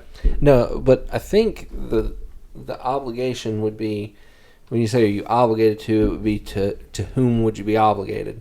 Because like you were like, I think you said the idea of objective morality came about because of like the Torah and Judeo-Christian stuff. See, and that's where I think we might divert a little bit, because I think if you look at, it as a Venn diagram of Judaism and Christianity and like the non-aggression principle, anarchy, like they have so much overlapping stuff in the middle of it. Agreed. But to me, it seems more reasonable to think, okay, there's this reality here. There's this morality at play that we can all recognize. Yes. And it seems like, to me, that people are trying to answer everything about why that's here, so they invent these religions to do that. And so much of it overlaps because we're looking at the same reality, but then you have the stuff on the fringes that don't. And I guess my question would be, to not just Judaism but any other religion, is why would I follow yours? Why would I follow that one as opposed to Islam, Christianity, Buddhism? Like what is it? What would be the reason that I would think that yours was objectively true as opposed to the other ones? You should have watched the video. What? So I'll kill you. I did, and it boiled down to that there's a oral religion or an oral culture that goes back to Sinai. and You written. You could trace And it. written, yeah. And written, okay. Yeah, he You said trace he it mentioned back to he said and all these authors, he said the 60 some generations back to Moses. But it just I forget, means 60 something. that That he said that you guys are these books better are on my shelves. bookkeepers, But it's guess Better what? story. Proof. better storytellers, and better at keeping a record. That's fine. I'm not saying that didn't happen. What was that? And let's say that it was an event that happened, and there were 3 million, 3 million people that witnessed something. Okay, well they witnessed something they didn't understand, and so then they created a religion around it. Or they I'm got not handed a saying- book. I'm not saying it didn't happen. I'm just saying that out of that situation, there was a religion that was created. Sure. Okay. Which espoused and gave birth to all the morals that we're talking about now. Okay. Right. Right. So and So it's just like there's a bread trail, right? There's never gonna. I'll tell you, anyone that ever says there's proof for God, there's never proof. Sure. Only evidence. And the truth is, when we start looking at evidence, that's how we find out what we're gonna follow. in his question, where does the evidence go? Jason's question was why follow this one over another one? Yeah. I think that's there's just more evidence For Judaism as opposed to... as opposed to Buddhism or Hinduism or any other. Well, it's hard for me to religion. speak to that because I know a lot about Christianity. Right. I know a little about Judaism from Christianity. Right. And I know next to nothing about the other ones. So, like, I don't know what evidence there is for these other ones. Sure. It's hard to the basis is that in each of these, the common principle is that you have one person that claimed something and wrote something down or saw something or had some sort of experience, and it espoused and gave birth to a following which became a religion. The only difference in all of history is the Jewish faith, which was born by the claim that there were millions of people that heard God speak. That the first 2 commandments, they heard God speak. They said, "I'm the Lord your God. You shall have no other gods before me." And this actual revelation of God, it says they saw the words and heard they they saw the words and heard the colors and the sound. It sounds like they're having a major trip. I don't know what's going on, but sure. that there's this crazy thing going on. Don't get Daniel started. Listen, well, that's what the guy said in the video that you sent. That some people claim that maybe they were found a field full of mushrooms. The 3 million people. Yeah, and 3 million people just happen to all say, "Let's fucking eat these mushrooms." Listen, if I'm tripping with 3 million people, we're all going to have a religious experience. Sure, that is a right. But okay, 3 million people aren't eating let's go with mushrooms. this. Let's go with this. And then they write a book that says we're going to be spread across the face of the earth. We're going to be destroyed. We're going to be attacked.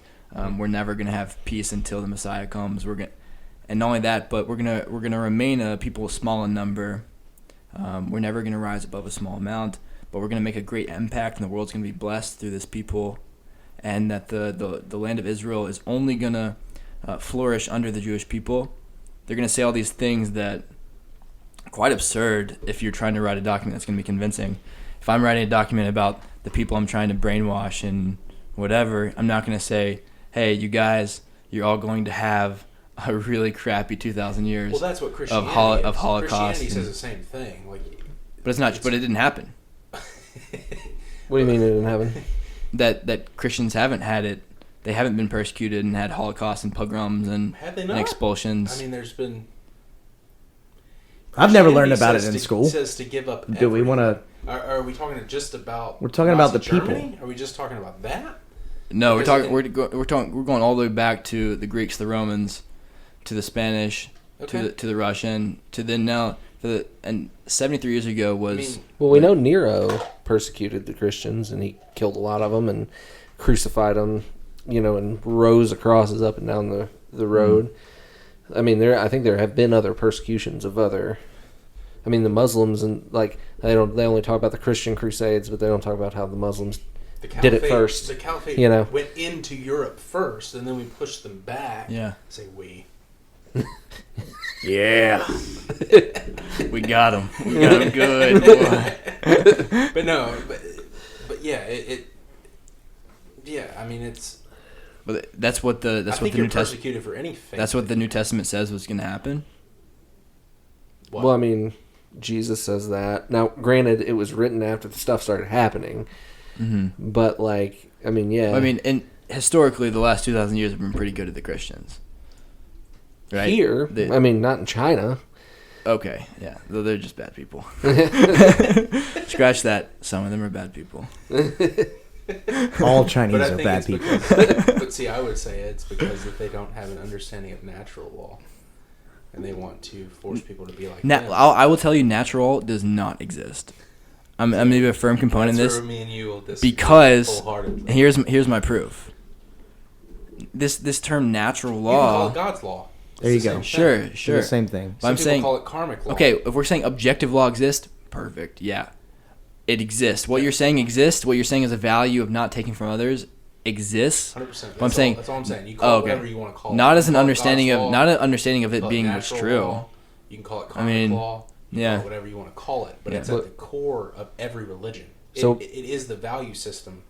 But all throughout history, that has not been true. Like people have not subscribed to that at all. But they Why would have they to pay the price? Why would they? For breaking it. Their price was like having a lot of wives and very few children, and exactly what they wanted. And they raped and they pillaged and they had a good time and they were the strongest in power and their lives were pretty great. Like from a purely physical external point of view.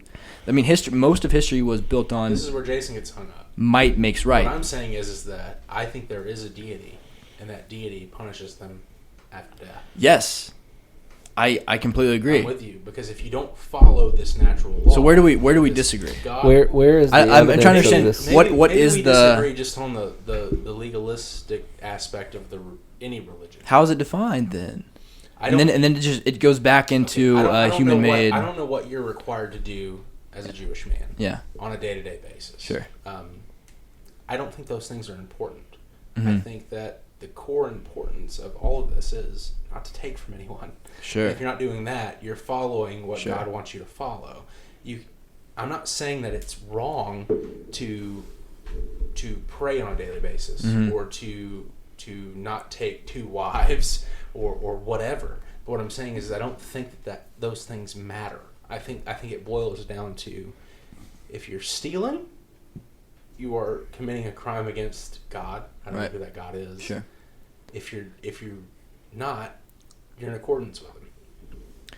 That's it. Based on our understanding of what these terms are now in the age that we live in, okay, but those things did not have any weight 100 years ago. I think they did.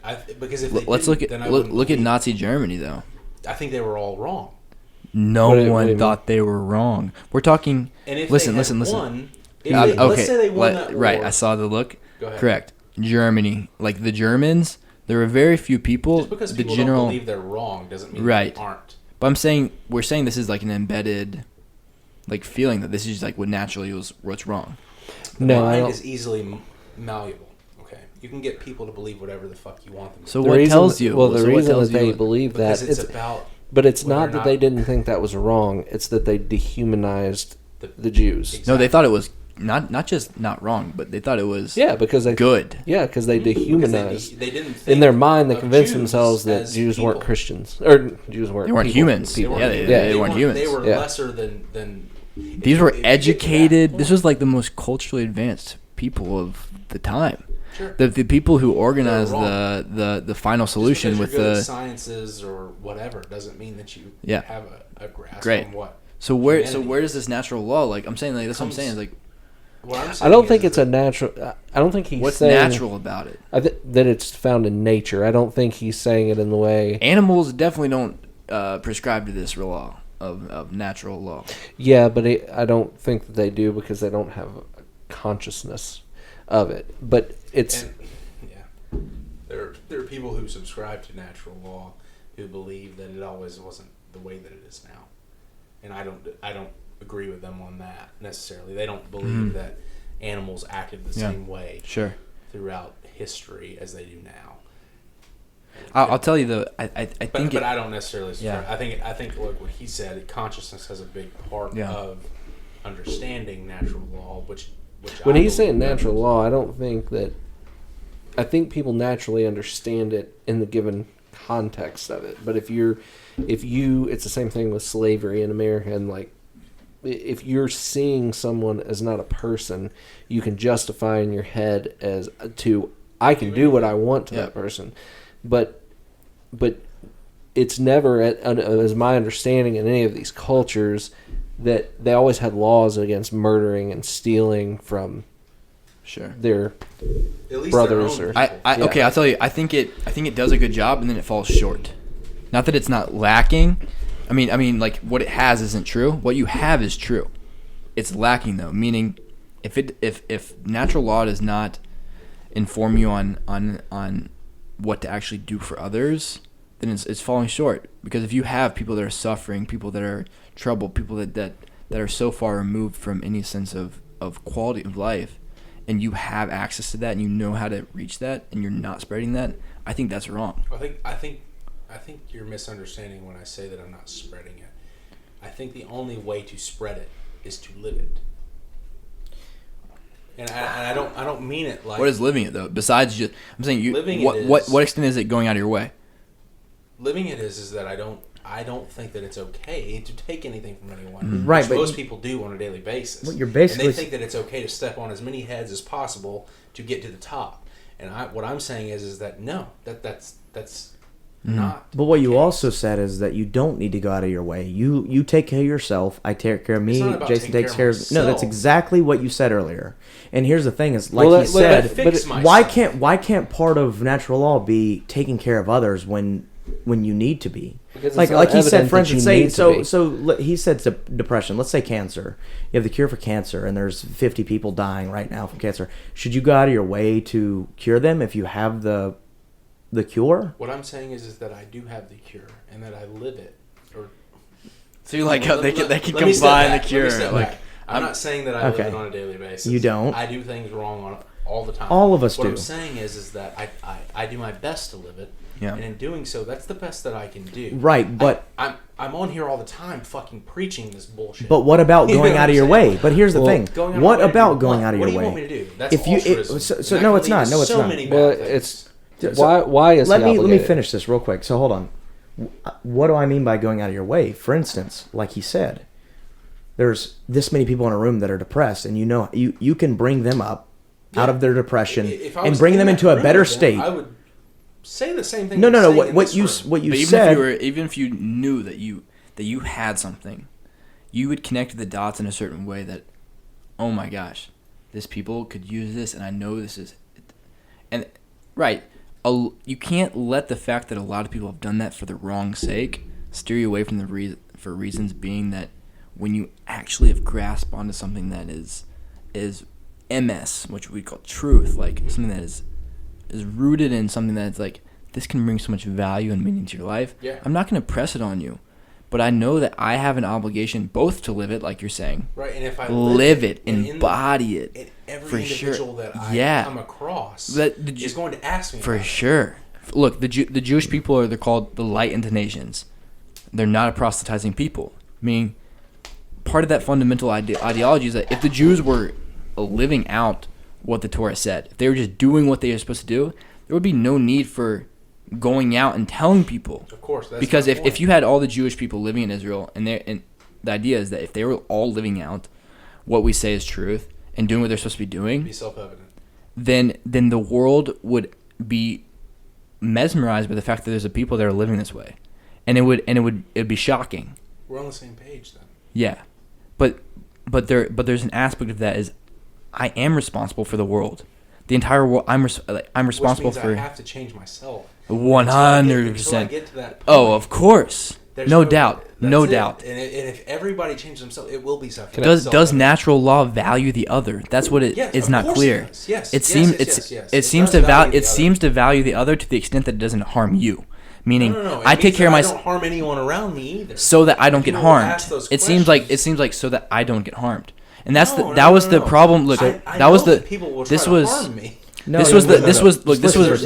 This was the problem with Roman ideology was they valued life as far as it was evident that it would harm them, right? The Greeks, they created what we know as democracy. Well, we know that the democracy they created was actually aristocratic, meaning only land-owning males actually had a say in the democracy. It was actually a very small percentage. They created democracy, though. I don't believe in democracy. I think that's enslaving half of the scrap it. But the whole because it's not true democracy. But we'll move on. Regardless of whether it is right. true or not, like if 51% rules the other 49, I think that's immoral. Right. Because, just because we don't agree on certain things. Look, okay. Move on from that. Yeah, that's besides the point. The point being that democracy as oh no, I'm losing it. Where'd he go? Sucks so bad when that happens. I'm sorry, man. I didn't mean to. Right. You were talking about the Romans. You're talking about. Oh, right. Okay, so I was saying how natural law, it seems to be that it values the individual and it values your actions based on those that would be an inflict on you, in your person. So that was. I also don't.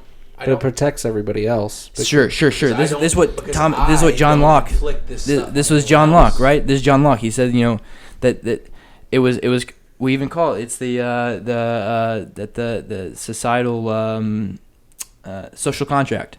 That we have a social contract that if I don't do this to you, you don't do this to me, and we're all protected. Okay, but what happens when you have a baby who has no rights and no one protecting it? That says that this little life thing, this force, is going to cost me a whole lot of money, and it's got 2 feet that are joined together and it can't walk. Okay, I'm going to toss it to the dogs because. Well, no, it's a life, and I'm saying that there is no value for life out. There is value for life, regardless of what deformities. Only if there's a divine power that says that there's a value to life. That's what I'm. But because I believe natural law exists, or God's law, or karmic law, whatever you want to call it. Yeah. I believe that all life has value, especially conscious life.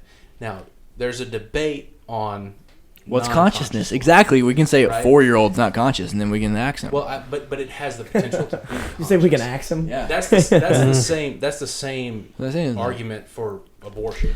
Well, and I would say that is ridiculous. Right. It's the potential of what it can be.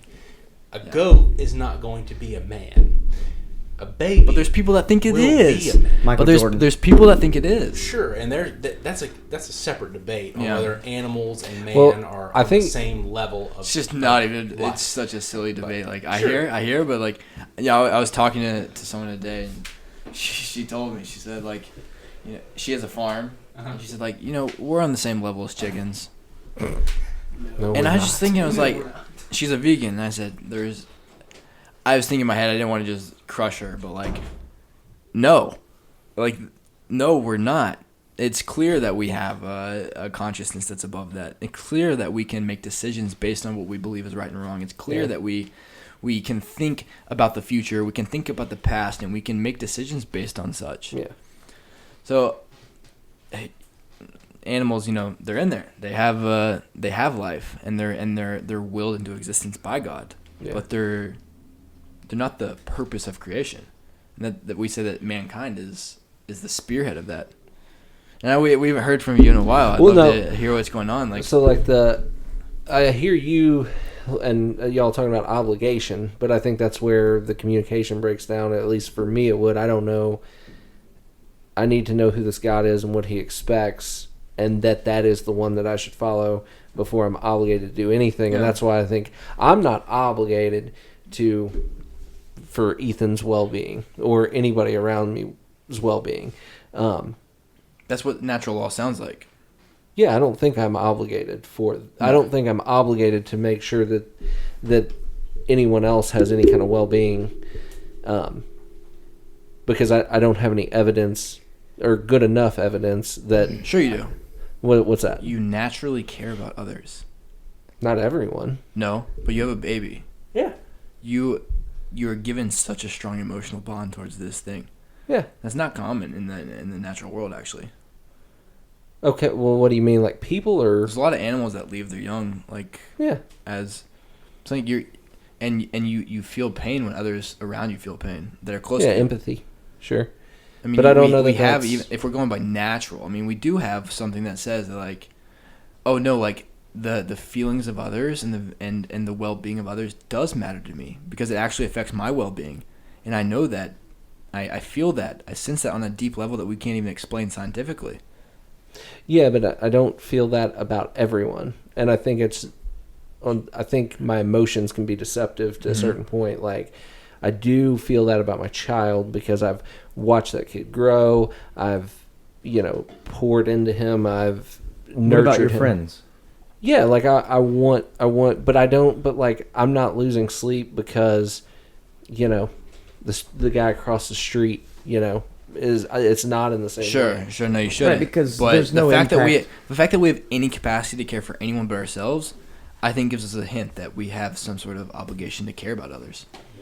Because If we're going off natural, like the fact that we have emotions and drives towards helping other people, why do we have those things? Well, I have emotions and drives that aren't healthy too. Yeah, you're right. But we recognize that we have these higher drives as well. Yeah, but I know everybody's not wired this way, but I have an extremely high sex drive, and I know that I shouldn't just go. Yeah. Like, it's not gonna. I can look and say, okay, that's an urge that I Yeah. have and a feeling that I have that's every bit as strong as what I have for my kids. Sure. You have a sex drive In a for your very kids? different way. Okay. That's what I heard. That's what I heard too. But no, I heard in the tape. no. Way to make that fucking weird. Yeah, I thought it was pretty funny. But anyways, do you not understand It's though? on what, Judaism, not 'cause- Catholicism. Give him that. Scratch that. We'll take that out. No, I look. think you can say that about Catholics. Yeah, nobody's. Yeah. Hey, cool. Nobody cares about Cool. that. No, Then, Catholics are going to hell. We'll put that But- back in. Just joking, but no, I don't know if me and him necessarily agree completely, or if any of us are disagreeing at all. But I believe that you have obligation, the same that he does. Like I said, and it might not impact you that Raj across the street is suicidal and depressed and all this stuff. But say Raj comes over and you talk to him, and the same that he just said, you feel an energy when you're around people. Now, I was super depressed at a point in my life, Riley was my best friend. He could feel that when he came into the room. I've been vice versa with some people that I've been around. That one of my roommates, same difference. I felt obligated to, if I could bring this person up, to do that. Yeah, he did the feel same obligated. thing, right? But where's the feeling come from? Is it just because I'm where does the feeling come from? Is it just for me because I'm that- empathetic, or is it because like we're trying to say there's something higher than that? And maybe the thing is with natural law, You may be right, but I just don't have evidence of that. That feeling is evidence that I'm obligated. okay, so for instance, let's not say depression. Let's just say you ever been around someone that has a certain mood and it kills your mood or makes your mood? Sure. Yeah. It's not proof. I'm not saying it's proof. What I'm saying is, you you care about Riley, and he cares about you. I care about you, Daniel. I care about Jason. Okay. What I'm saying is like there are millions of people that are depressed. Right. Are you going out trying to seek out everyone? You don't have to go seek them out. That's my thing, though. Of course is not. that it's course the not. people that you have to do come in you contact have to in your do your life due diligence. and people that you care about based on whatever relationships that you create with them. Yes, of course you care about them. Of course, if they're depressed, you're going to care about them. Of course, you're going to try to help them dig out of that hole. But by natural law, it would seem that you don't actually have any sort of obligation to help them. No, I agree. You don't have. I don't think. And that's where it falls short. Well, yeah. I mean, I think it falls short because of course, would we say that if you're sitting there like, oh, my family, they're not doing so good, and I could help them right now, and like, but I'm on the couch and I'm just not feeling it. It's not wrong. It's not wrong that you don't help them. It's not wrong. So we're going off this American system we're going off rights, which rights imply that we have the right to anything. And I want to put it in everyone's mind that we just came into existence, which we would assume that this whole reality experience, that it places upon us obligations because we didn't do X, Y, and Z to come into existence. We didn't do anything for an experience. What are those obligations? Exactly. So I would go back to the Torah, and which upon Jews as 613 mitzvahs we call them, which translates roughly to connections, advice for experiencing God, and then for the entire world. And it was interesting. I saw in you guys' other video you're talking about. Someone mentioned that there would have to be like a worldwide universal religion for there to be some kind of unity, right? Someone was saying how if there was one, it would be easier to believe. Sure. He said it would lend more credence to it. So, right? but the fact that there are many, is what causes the problems. Right. Right.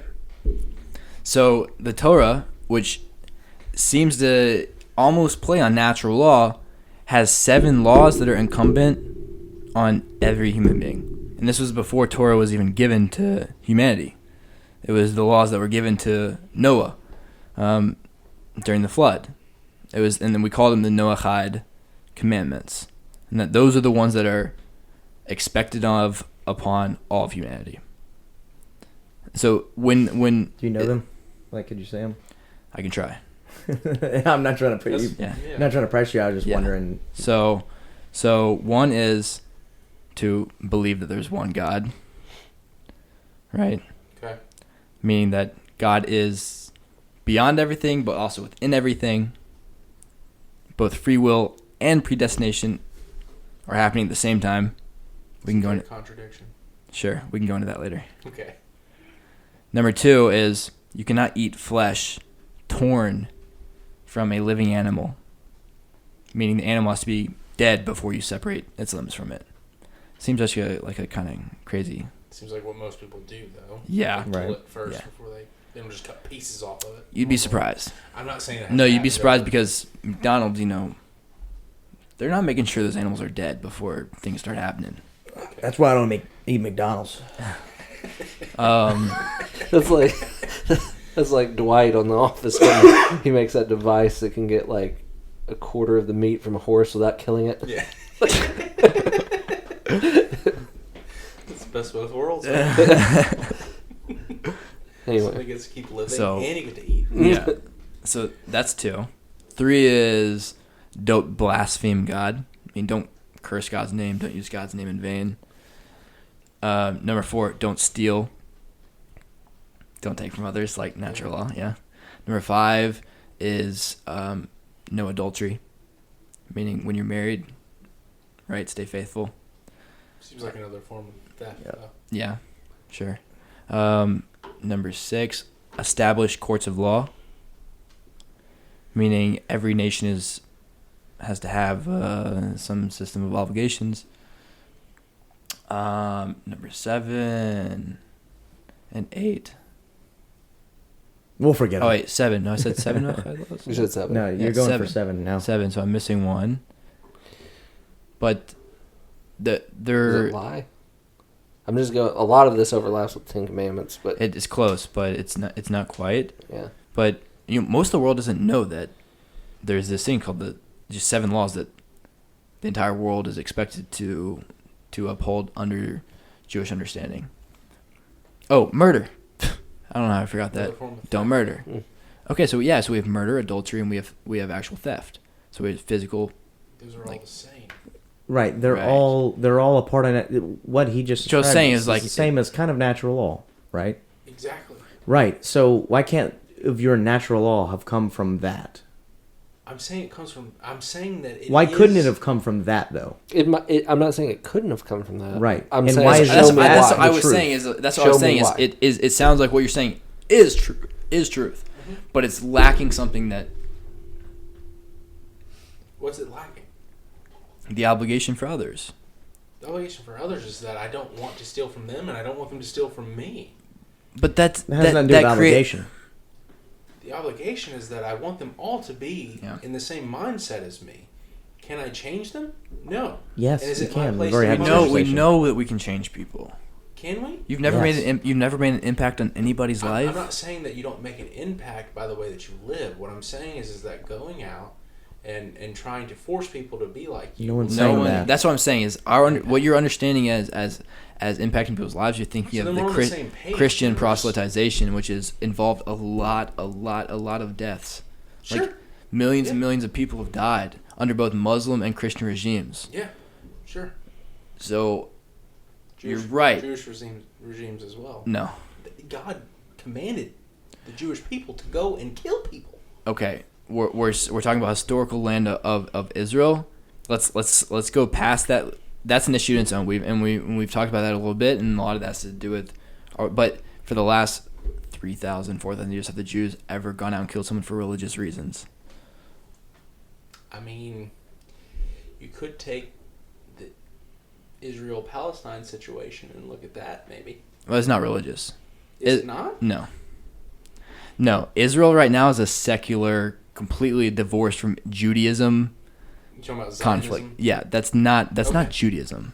I can For agree sure. with that.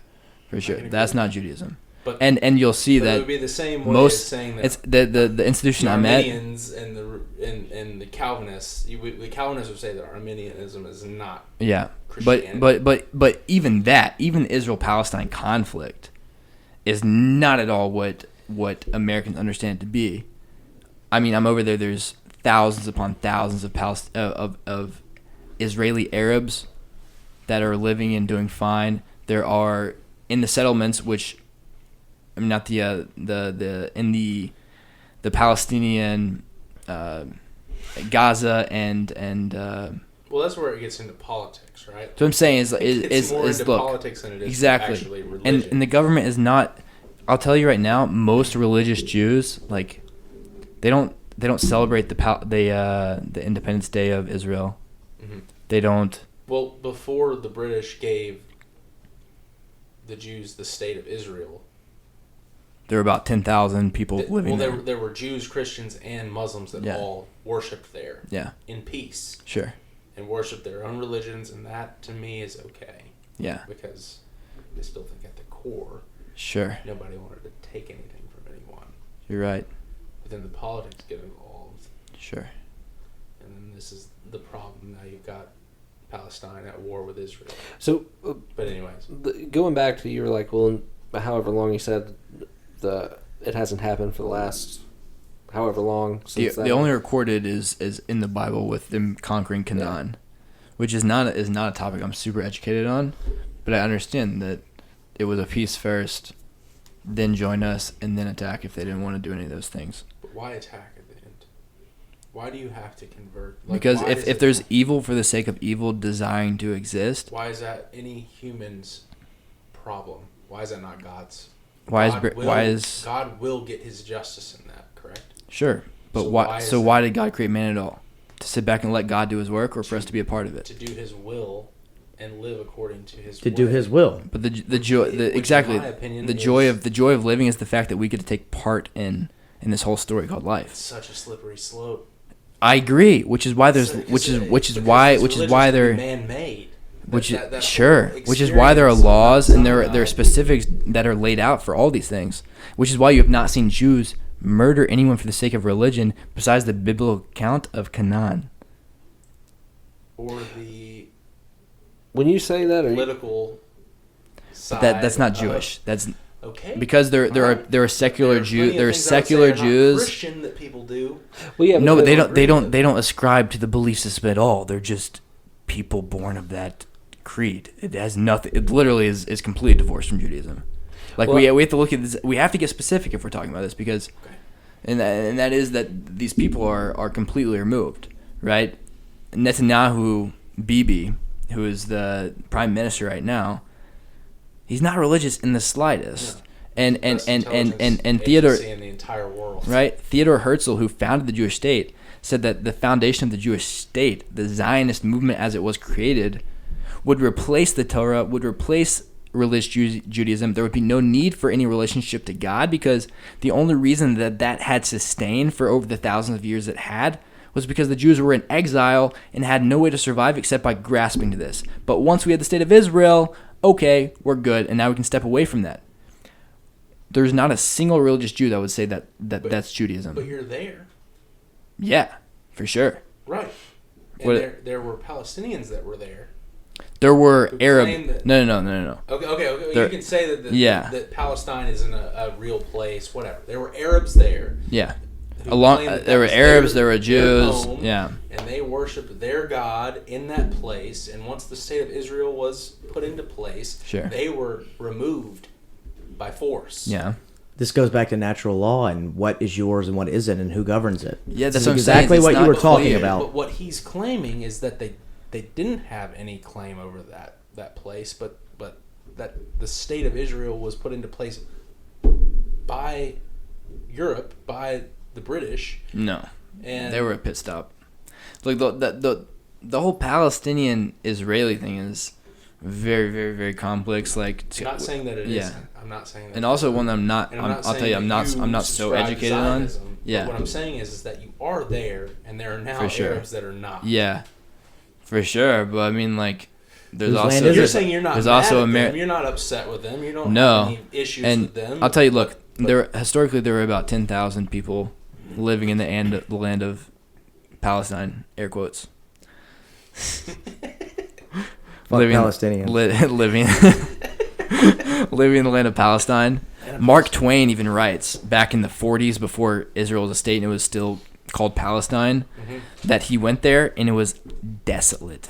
There was no one there. There were small villages of people, but the place was falling apart. Is it possible that that's not true? Because I feel like historically we know how many people were there for sure. And I feel like historically though you would have Palestinians saying the opposite. He would say. So we have to look at it. Many more so we have to look at it. Okay, so sure. But the understanding is that there were very few people there were very few Arabs that were living there. It was only called Philistia, Palestine, because when the Romans exiled the Jews and murdered half of them and exiled them across the nations, they renamed Israel Philistia after the Philistines. Yeah. So I mean, and then the Jews went on to survive outside the land of Israel for several thousand years. Come back, there was native peoples that were living there for a long time. Yeah, everybody lived in peace. And now there are several million, we'll say, Palestinians. But the truth is that when they were there was in the handful of thousands, and every child of those people is now called a Palestinian. So now we have this. Sure. It gets so convoluted and confusing that there's so many. Because all the descendants claim to be for sure, everyone that's living there now has some sort of right to freedom within the land. We don't. But when you have the leaders of the Palestinian government that are actually they don't believe in a Jewish state in the Middle East. Correct. Like and then when we back off and give them space, they blow up buses and kill people. So then walls come up, and then the people in those actual societies actually suffer. The ones that are just good people, they're just good Arabs following God. Sure. And then you have leaders who are sending in terrorists they're killing people. It's just, I can agree with that. I can say that there's issues on that side as well. Yeah. I'm not defending it for sure 200%, but I don't know, man. It seems a bit one-sided though, doesn't it? Mm-hmm. Considering that the West backs Israel so much. Oh no, they don't. Do they not? They do not. Guys have a lot of money. Let's look at the UN. You guys have I guess we're not talking about God anymore. We're not talking about God anymore. So this is divorced from Judaism. Sure. Okay. But I don't mean. But I'm not saying the West does not support. You look at what all the churches here give you guys a fuck ton of money. I've told you this before. It's not all the churches. It's most. Well, I'm sorry. I told you and Al this because he goes, you walk into any church. He goes, ask to see their sheet. They're gonna give thousands of dollars to Israel. Most Christian churches. Look. None that I've ever been to. What? That I've been a part. I haven't been to a ton of them. We've been to the same churches, and they all back Israel. So Unity did that. There was a place. I don't know how much money they gave to them, but I know that they backed them as far as the legitimacy of being there. And that's Zionism, which you would also disagree with. Biden is against the last presidency to support Israel was Trump. And every presidency before. No. Yes, every presidency, regardless of what side they're on, supports Israel. What does that mean? I don't know. You said it. I'm just saying, regardless of I don't know. Republican or Democrat, they all seem to have That was so funny the way that works. He goes, what does that mean? And you go, I don't know. Like, it sounded like you didn't know what you were saying. Look, this is the last. Look, I feel like we have so many more interesting things to talk about besides this. Sure, we can get into I'll say that the last thing I'll say is that the UN has more resolutions against Israel as a state than every other country in the world combined. Like, that's a fact that the UN has more resolutions that are condemning the activities of Israel as a state than any other states combined. We're talking China, we're talking Russia, we're talking all the Middle Eastern countries that are destroying people's lives. We're talking about Africa who are enslaving their own people. Like, there's a lot of messed up crap going on around, and Israel is demonized by the UN, which is the exemplar of Western culture, which is the exemplar of Western ideals and society and values. What makes up the UN? How many countries? What countries? 195. So it's not just Western. Every country in the world. So it's not Western culture. So right now we're talking about the one world government trying to shut down religion as entirety is what it sounds like to me. Yeah. All I'm saying is good. Yes. Could Israel be doing better as overall? Yes. Does the world support Israel? No. In general, Israel. The Western. No. Do your research after this. Like we'll do your research and. I know there's conflicting research on this. But I'm telling you, man. Well, someone lives in Israel and the other doesn't. So I'm telling you, no one in Israel is thinking the Western world supports. We're talking like. Yes, you guys have some pretty badass weapons. How you got them? How do you got them? God. No, I'm just kidding. I think you got them from the Western world. Everyone 17 years old to 21 years old is in the military, dude.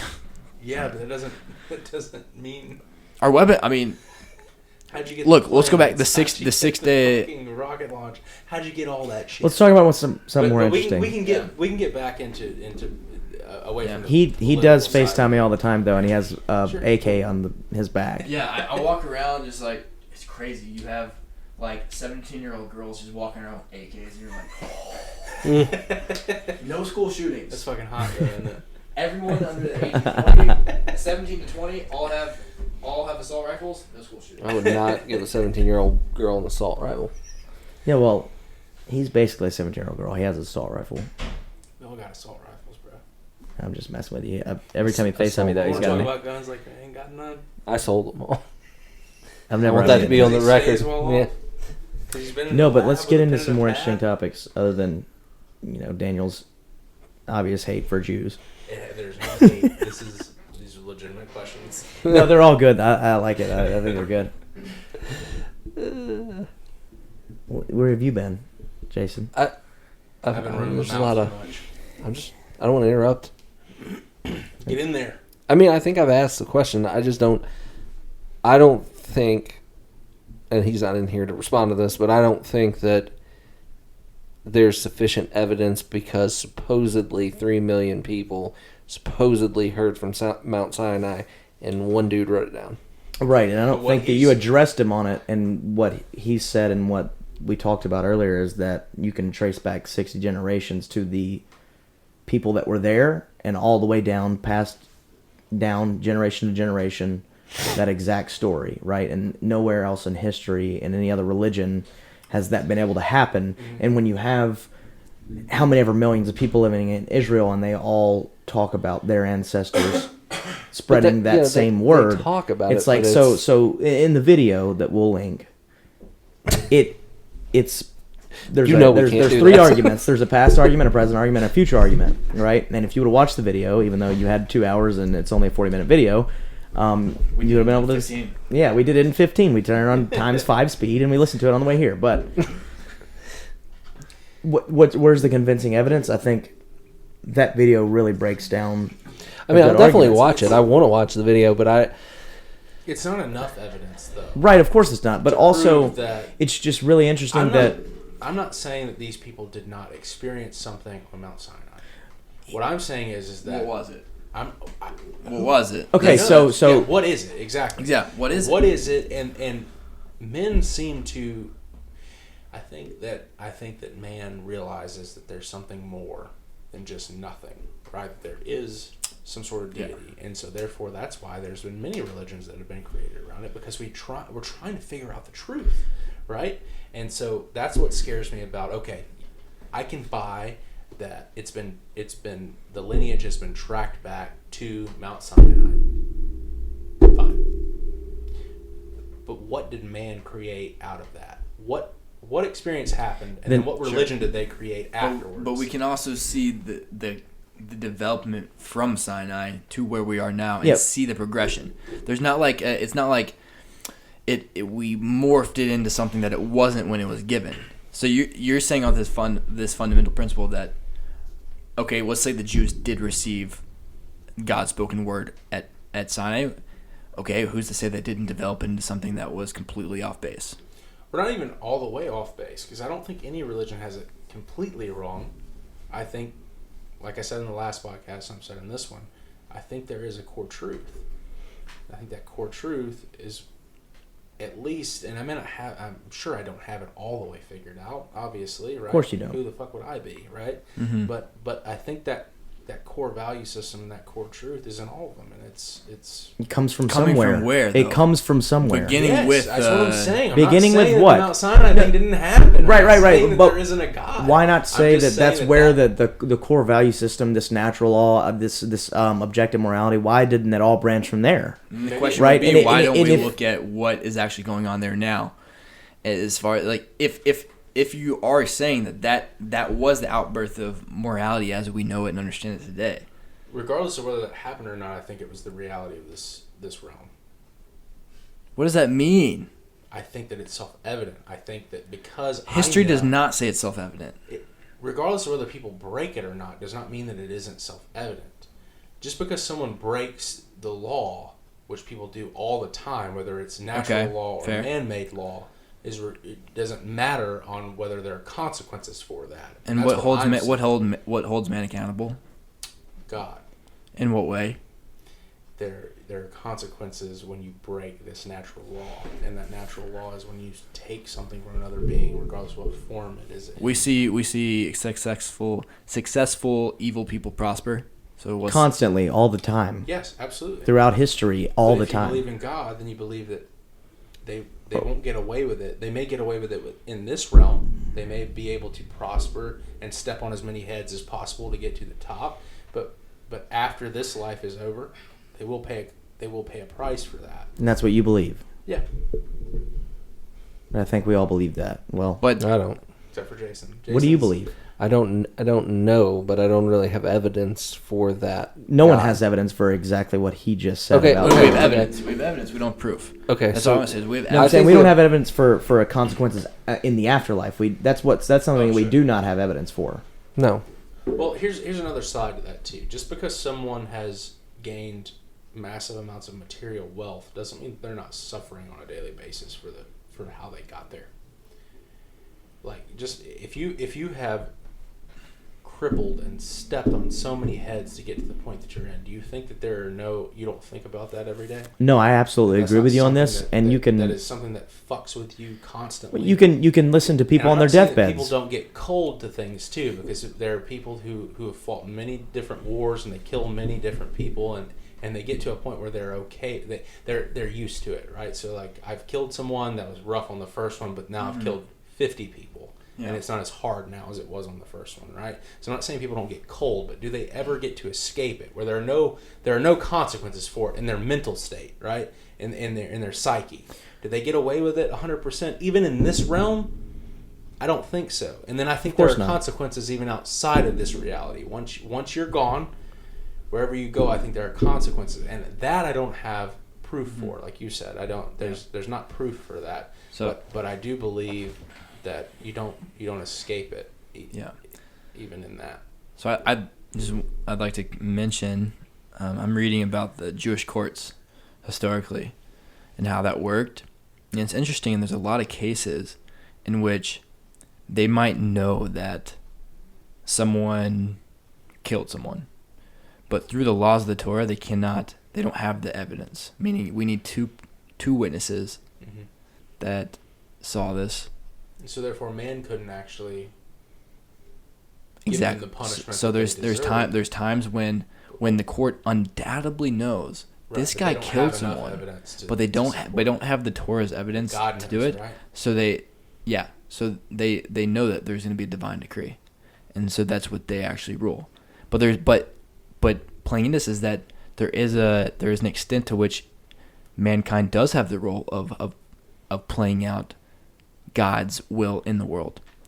One of the stories of the Talmud, it goes as such that there was a Roman general that came to one of the great rabbis of the time, and he said, and as I was saying earlier, the Romans really, really valued the physical, the immaculate conception of man. You look at statues and paintings, and it's all of these naked, immaculate beings, right? The perfect abs and the chiseled arms and the muscles. Golden ratio. Statue of David. Right? Yeah, exactly. They really value that, and so there's this encounter that happens between one of the great rabbis and one of the Roman generals, and he comes and he says, you believe that God made the world so perfect. Why is it that as soon as a baby's born on the 8th day, you circumcise him? You go and you mutilate this child, right? You cut off the tip of his penis, and now why would you? What's the deal? Mm-hmm. The human's made perfect, right? You believe God's perfect? He didn't make a perfect world? And so... It's a good question. And so the rabbi in his great wisdom, he has his wife come over, and his wife comes back a few minutes later with a bowl of steaming hot rolls, places on the table. Next to it, dry grain coming out of the bottle. And he says, okay, let's eat. And the Roman general, he reaches for the roll, and the rabbi slaps his hand and says, what are you doing? Don't you want what God gave us? Right? Right, so... The essence of it being that God made mankind to be partners in creation. That God did not make the world perfect, but he put us in a position to be a part of perfecting it.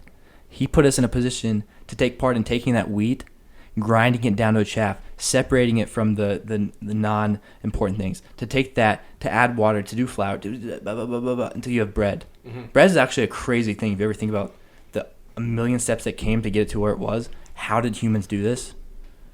And even when a Jew makes a blessing of a bread, he says, blessed are you, God, who brings bread from the earth.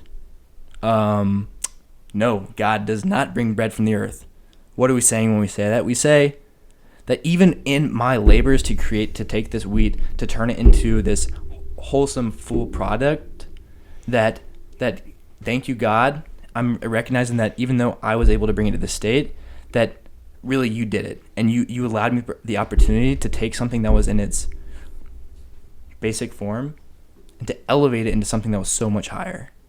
And that's what the core of Judaism is saying that mankind is not good nor bad. The world is neutral. This place has obviously got problems. Yeah.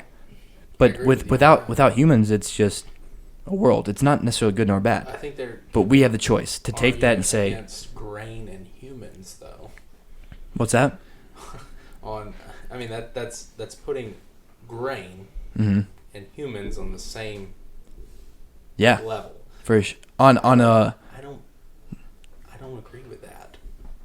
I don't think that. I'm not saying we're metaphorically. I'm saying that a baby in its natural form. What is a baby? A baby is unrefined. Has the potential of consciousness, and even has consciousness as a baby, that it is not the same as grain. But and therefore, because I turned obviously not bread, grain. The baby's not grain. It's much higher than grain. Yeah, of course. Does that give me the right to mutilate its genitals? I think we're missing the. I'm just saying. I don't know that we could say that the two are the same to God. I understand the metaphor. No, I don't think he does. I don't think God values grain like he values a human baby. Sure. So who are we as humans to say that it is okay to turn grain into bread? Okay, there's no harm being done in that method, but to mutilate the genitals of a baby and put it in the same metaphor seems insane. So the whole analogy was not specifically talking about circumcision, which I would like to. That's what I got hung up on. Which He's just thinking about baby dicks. Yeah. That's his problem. I would like to add, interestingly enough, wow, look at that. 5,000 years ago, they started doing circumcision, and now the Western world says it's healthy.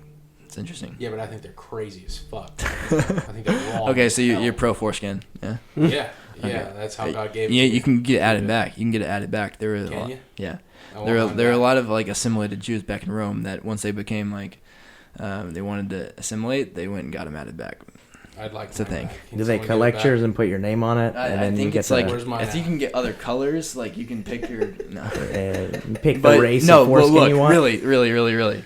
The essence of that whole analogy was that humans, when we come into this world, that we're in our raw state. Judaism believes that each one of us is both made from the earth, raw material, we're an animal, but also that God blew into us a soul. It says that God formed Adam from Adama, the earth, Okay. and then he blew into him a soul. No shame, the word to breathe is no shame. He blew into him a neshama, which is a soul in Hebrew. That you have inside you the breath of God. You have a piece of God inside you, which means that I now inherently value you so much more than anyone could possibly know. Which makes humans different than animals. Yes. And have but if I don't believe since that, yeah. Adam. Exactly. But that all of his offspring are different than animals. Yes. Since Adam. Of course. Okay. And we believe that every man is this, that God is sustaining this contradiction in terms, this fire and ice to say, in one being, in order to create a situation in which you, me, and Steve, and you, all have free will. Meaning we're constantly being tugged in both directions.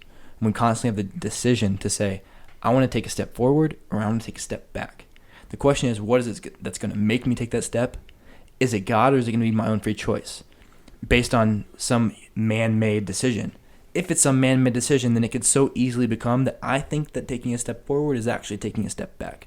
Sure. And so that's what we say is mankind is raw. Mankind is wheat. And we have the ability to take this soul that I have, this soul that's perfect, but the human body that I have, and to really create a human. That God's done everything for the last several billion years, and now come to this point, and now we have the ability to walk into this world and to make something of it, to make something of ourselves, and to bring that into existence. And that we can be a part of that. And God has said, of course I can create a perfect world. I'm God. I have no limits. God could create a perfect world. That's not the ideal. The ideal is a world in which he's a perfect giver, and he's created a situation in which he can perfectly give. What is perfect giving? It's when we, as the recipients of his good, are put in a situation in which we can choose that good, we can take part in that good, and we can earn that good. Why is it that we have this inherent sense of shame when we receive something that we did not earn? Have you ever given money to a stranger or even received something on your own and you just felt bad? Or maybe the person you gave to, he felt bad. I'll tell you, about 9 months ago, I gave $20 to this homeless man, and he was so ashamed. I felt terrible. He was like, please, please, please let me teach you something. Because I cannot just take your money without giving you something. Sure. And I thought, that is Judaism. That is what God created for us. He said, I want to give you, mankind, I want to give you the ultimate good possible, but I know that's written into the rules of reality is that if I just give this, if I create a being and I just give it good without having earned it, it cannot actually have closeness to me. But couldn't God create the rules of reality to Sure. whatever he wanted Sure. it to be? But what So what is ultimate giving? That doesn't change the logic behind what is ultimate giving. Is it creating something and just bestowing upon it goodness? If God's ultimate desire is to give goodness to it, and he knows that he just created this thing to receive its good, he knows it's not actually receiving the highest good possible, which is something that it chose, But it that's earned. only because of the reality that we're No, it's in logic. now. It's logic. So we say that Created closeness by the God that Right. you believe in. So we say- if it was created in a different way, then human beings would not look at it the way that you're Right. looking at it now. Sure. The Christian would say the reason that the reality that God has created now is to bring him the most glory. And What does that mean? And simultaneously the most. So the Christian understanding of that is you're going to that God is the most valuable thing. So therefore he is worthy of the most glory. We are created to give God that glory. So when God is glorified, when he is glorified through us, we are doing what we're made to do and therefore get the most joy. So it sounds like God is like insecure and needs like some sort of worship from people he created. Well, no, he created us for that. Yes, I'm with you. It doesn't make sense to me. That's what I'm saying. Why would he create? What I'm saying this is imperfect is reality the opposite. that we're in? God Why would he needs create nothing. All of this evil. Yeah. all Well, I this don't think stuff, Christians would say God needs nothing too, but that So he he needs- is. But then glory. he created all of this. So what does he because need it would glory bring for? him more glory. What does that mean? What does he mean in his glory? I'm with you. That's what I'm saying. This is where we part ways. So, but in your example, doesn't God exist for us? Like, because I think that would be like, I mean, we can criticize the Christianity part exists of it. for us. Well, No. if he's created this thing to give it good or whatever, and that's the only point is to give this thing good, and because he's trying to do that in the way that he's trying to do it, he could have created this world perfect, and we wouldn't have elephantitis and child rape and any Circumcision. any number of grotesque things. I mean, just so we can feel like we earned it. To be a part of it. Have you? But we wouldn't look at it the way But we're that- looking but at it. in If that- he No, but created it okay. differently. So here's what. Isn't that easy What? for us to So- say? I mean, Based being on the who fact we that are. we're in this reality, Well- with all of this shit around us. well, also, I wasn't Good. No, born no, in you're, some no, you're thir- asking. You're asking good. You're asking very good. some third world country where, like, to some sleazeball that pimps me out for 20 years and I'm just completely ruined and end up dying a miserable. I mean, what does that person get out of it? Mm-hmm. So, the number one thing that Judaism would say is we do not live in a dual reality. We do not have a devil and God in this cosmic struggle for the world, and that they're going back and forth, head to head, toe to toe, and God has this equal power that's fighting him that's on the other end. We would say that there's oneness. Can I ask so I can clarify what you're saying? Do they not believe in a Satan? So it comes from the word Satan, which is created by God. He was not an angel. I think. Well, yeah, that's Christian, same thing. And that it's not an opposing force. That God gives power to. Yeah, I think that the like Reformed Christian would.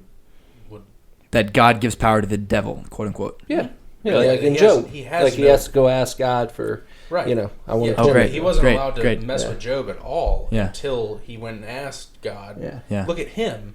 Well, yeah, that's you've given him all but this that stuff. Why would we're he still fail? we're still talking Old Testament. We're still talking Torah. Does the New Testament actually? It doesn't seem that the New Testament seems that is saying that there's these dual realities and that we're it's a head-to-head, toe-to-toe match, and that inside you have the pools of Satan and then the Jews believe that every single thing inside us is given by God, including all the struggles in the world, everything that we call evil, given by God. Well, I would say he allows it. I think the Christian gives power to it. He allows it to happen. Sure. So yeah. I mean, allows it. The Reformed Christian doesn't believe that when you go to hell, that you're in there getting tormented by the devil, because the devil has no power over God. Yeah, you're getting there. You're tormented next to the devil, like it's God's wrath that's on you. Right. So, but that is different than what most Christians would. Yeah, most Christians don't. I'll tell you, most Christians don't think that way. No, they don't. They don't. Which is. It's because they don't read their Bible. Yeah, they don't. The whole concept of an equal and opposite powered God is absurd. Agreed. Yeah. If there is a perfect holy being, that's not what God, the he's not afraid of the devil. Yeah. He's Well, like, and whatever the devil's doing, he's giving him the power. Right. So I did use Job, but like there's also in Revelation like where God allows Satan a certain time to be on the earth, and then when he's done with it, it's done. He shuts it down. 5,000 years, isn't it? I think it's 1,000, but I don't know. That's so. Wow, I love how that plays in the exactly Jewish timeline for the Messiah, Messianic era. It's crazy. Yeah, talk about that for a second. So I just thought it was interesting that in Christianity, the idea is that there's going to come a false Messiah, and that you're saying that he's going to be there for 1,000 years. That's the Antichrist. Yeah, the Antichrist. Well, I don't know that So the Antichrist is. That's the 1,000-year. So my idea is that, playing off this idea, is that whoever wrote this, he was Jewish, and he knew what Jewish theology said, which was that the Messiah is going to come in the year 6,000, which we're in year 57, 58, something. I'm not sure the exact date on the Jewish calendar. So we're in the Messianic era by Jewish tradition. That whoever wrote this would write into it that there's going to come a false Messiah. And I'm thinking that's what's going to happen. The real Messiah is going to come, and the Christian world is going to say, well, he's not saying his name is Jesus, so he must be the false Messiah. So what you're saying is that the Jews will follow right. this what the Christians would call the Antichrist. Yeah, and that's what's going to lead about to a lot of conflict, is that you have the real Messiah coming, who is not a god, just a human that's here to bring peace, who is a genius, bringing through natural means peace on earth. He's going to be labeled as the Antichrist by the very doctrines that were written by early Christians, and I think it's going to be an issue. Well, I think it's interesting because me and Riley had this conversation a couple nights ago. In Revelations, does it not? I don't know specifically. I haven't read it in forever, but does it not say that the Antichrist will claim that he's God? Man, I don't know. If he doesn't, then I think it's even more just I think it's just too. I don't know. It's very interesting. Like Riley was saying, it's almost written like they knew that there was going to be the real Messiah coming. So when Christ didn't fulfill what he was supposed to, his second coming, the real Messiah is supposed to come, right? And that will be the bad guy. That will be the false Messiah.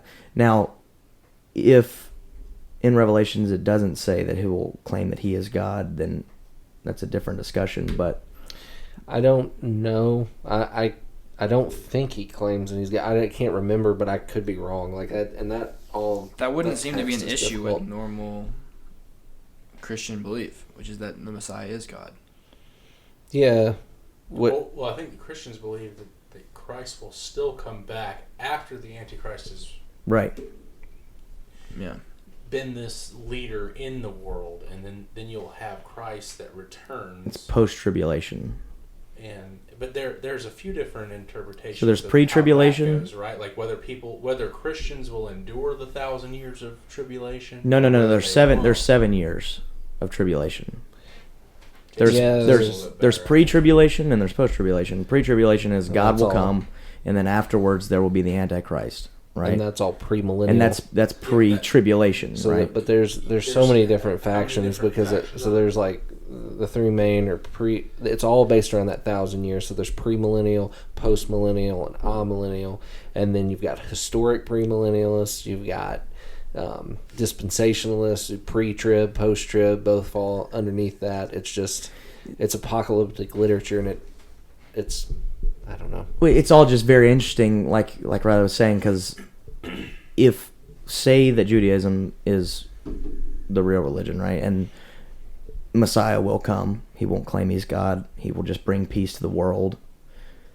Like he was saying, some guy who was Jewish and did know and did believe, or at least knew what they believe, But had some terrible experience and wanted to. well, like wanted to destroy Judaism, would say, "Hey, we're gonna create this whole guy named Jesus Christ, and he's gonna come, but the real Messiah, quote unquote, let's say we believe in Judaism, the real Messiah is actually gonna be the fake Messiah, Which is the one. and if you follow him, you're actually gonna be damned to hell forever." Which in Jews' eyes would say that's the real Messiah, and like you said, that would create all the conflict. And I just think that's the most genius way to write it. If Christ is fake, and if all of this was, to screw over Jews or whatever, however it is, but that would be the smartest way to write it. Oh, the real Messiah will actually be the fake one. We will call him the Antichrist. He will be the devil's son. And he will be the one that brings all. If you follow him, you will be damned to hell forever. I just think that's very interesting. And we talked about this topic the other night. I was like, damn, makes a lot of sense. Yeah, I don't know enough. I'd have to read that again. Like, I Right, don't same. know enough That's about why. it Yeah. to know Yeah. what he claims and what he doesn't. I know that like he gets wounded in his head, and then there's a miracle. Yeah, of there's him. miracles that happen. Yeah, but I don't think it describes Antichrist or that time as a peaceful time at all. Yeah. No, it's supposed to be a shit. No, there are 7 years of Everybody. peace. There are 7 years third of of the peace. world. I think supposed to everyone get- agrees that things aren't going to go so pretty. Yeah. Yeah. Just because there has to be an expulsion of the evil, and things that are bad, and how does it happen? Like, the truth is that it could all happen. That the evil people and the people that they say, oh wow, you're right, this is God. I'm gonna do tshuva, what you know as repentance, that I come back to God. So the question is, like, how's it gonna end? It could go peacefully. Will it? I don't know. Yeah. Do you guys have any more like questions? I feel like we just like rabbit. It kind of happens. Like, It kind of happens this way every time. You just kind of you get into one subject and you stick on it for a while. So, do the Jews believe in hell? yes, Okay. How? but not with what you're thinking about. Okay. Well, explain to me what. Cool. What hell is to the Jewish people? All right. Number one, you don't have to be a Jew to go to heaven. Not a thing. How? So, the Jews do not believe that they're above any other human. Okay. We believe that we have a specific role. That's natural law. Nice. So you don't believe you're above any other? No. Okay. But we do believe we have a different role, and that is of the priests, of the people that are connected to the temple of God, which will be in Israel, destroyed right now. but that every man has a piece of God within them. Okay. And that although Judaism is the religion of the Jews, it is not the religion of humanity. But the God of the Jews is the God of humanity. Okay. Meaning that the specific... Even though people in India believe in 100 different gods or 1,000 different ones, and the Muslims believe in their rendition of... Yeah, but they actually... You know, something fascinating... Listen, the person that I know who is a Muslim would tell me that me and him believe in the same God, and it's the same God of the Jews as well. Yeah. That they just have the third and final rendition of the truth, and therefore it is the most... Nice. So the question is, like, how did it develop? Now, I'll tell you, though, fascinating point is, as a religious Jew, I'm not allowed to go into a church. I can go into a mosque. Interesting. So you can't come into a Christian church. Nope. But you can go into a mosque. Yep, I can go pray in a mosque. Why? I cannot pray in a church. Because we believe the intrinsic doctrine of Christianity is that it believes that a man is God, and that is inherently completely against the first commandment of the Ten Commandments, which is, I am Hashem, your God. Okay. And you shall have no other gods before me. Okay.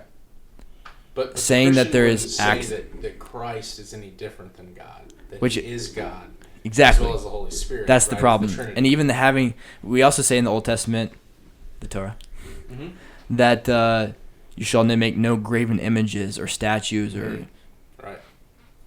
You know, the statues of Jesus on the cross, Mother Mary. I know that's a Catholic thing, but the statues. We believe in any imagery of God. We didn't sure. I know. That's just crazy too. But in general, we're saying, like, because it's such a blurred line, we're not saying that there are Christians that actually... There are Christians, I think, that don't believe that Jesus is God. I think you'll have some that say that, like, they're not really...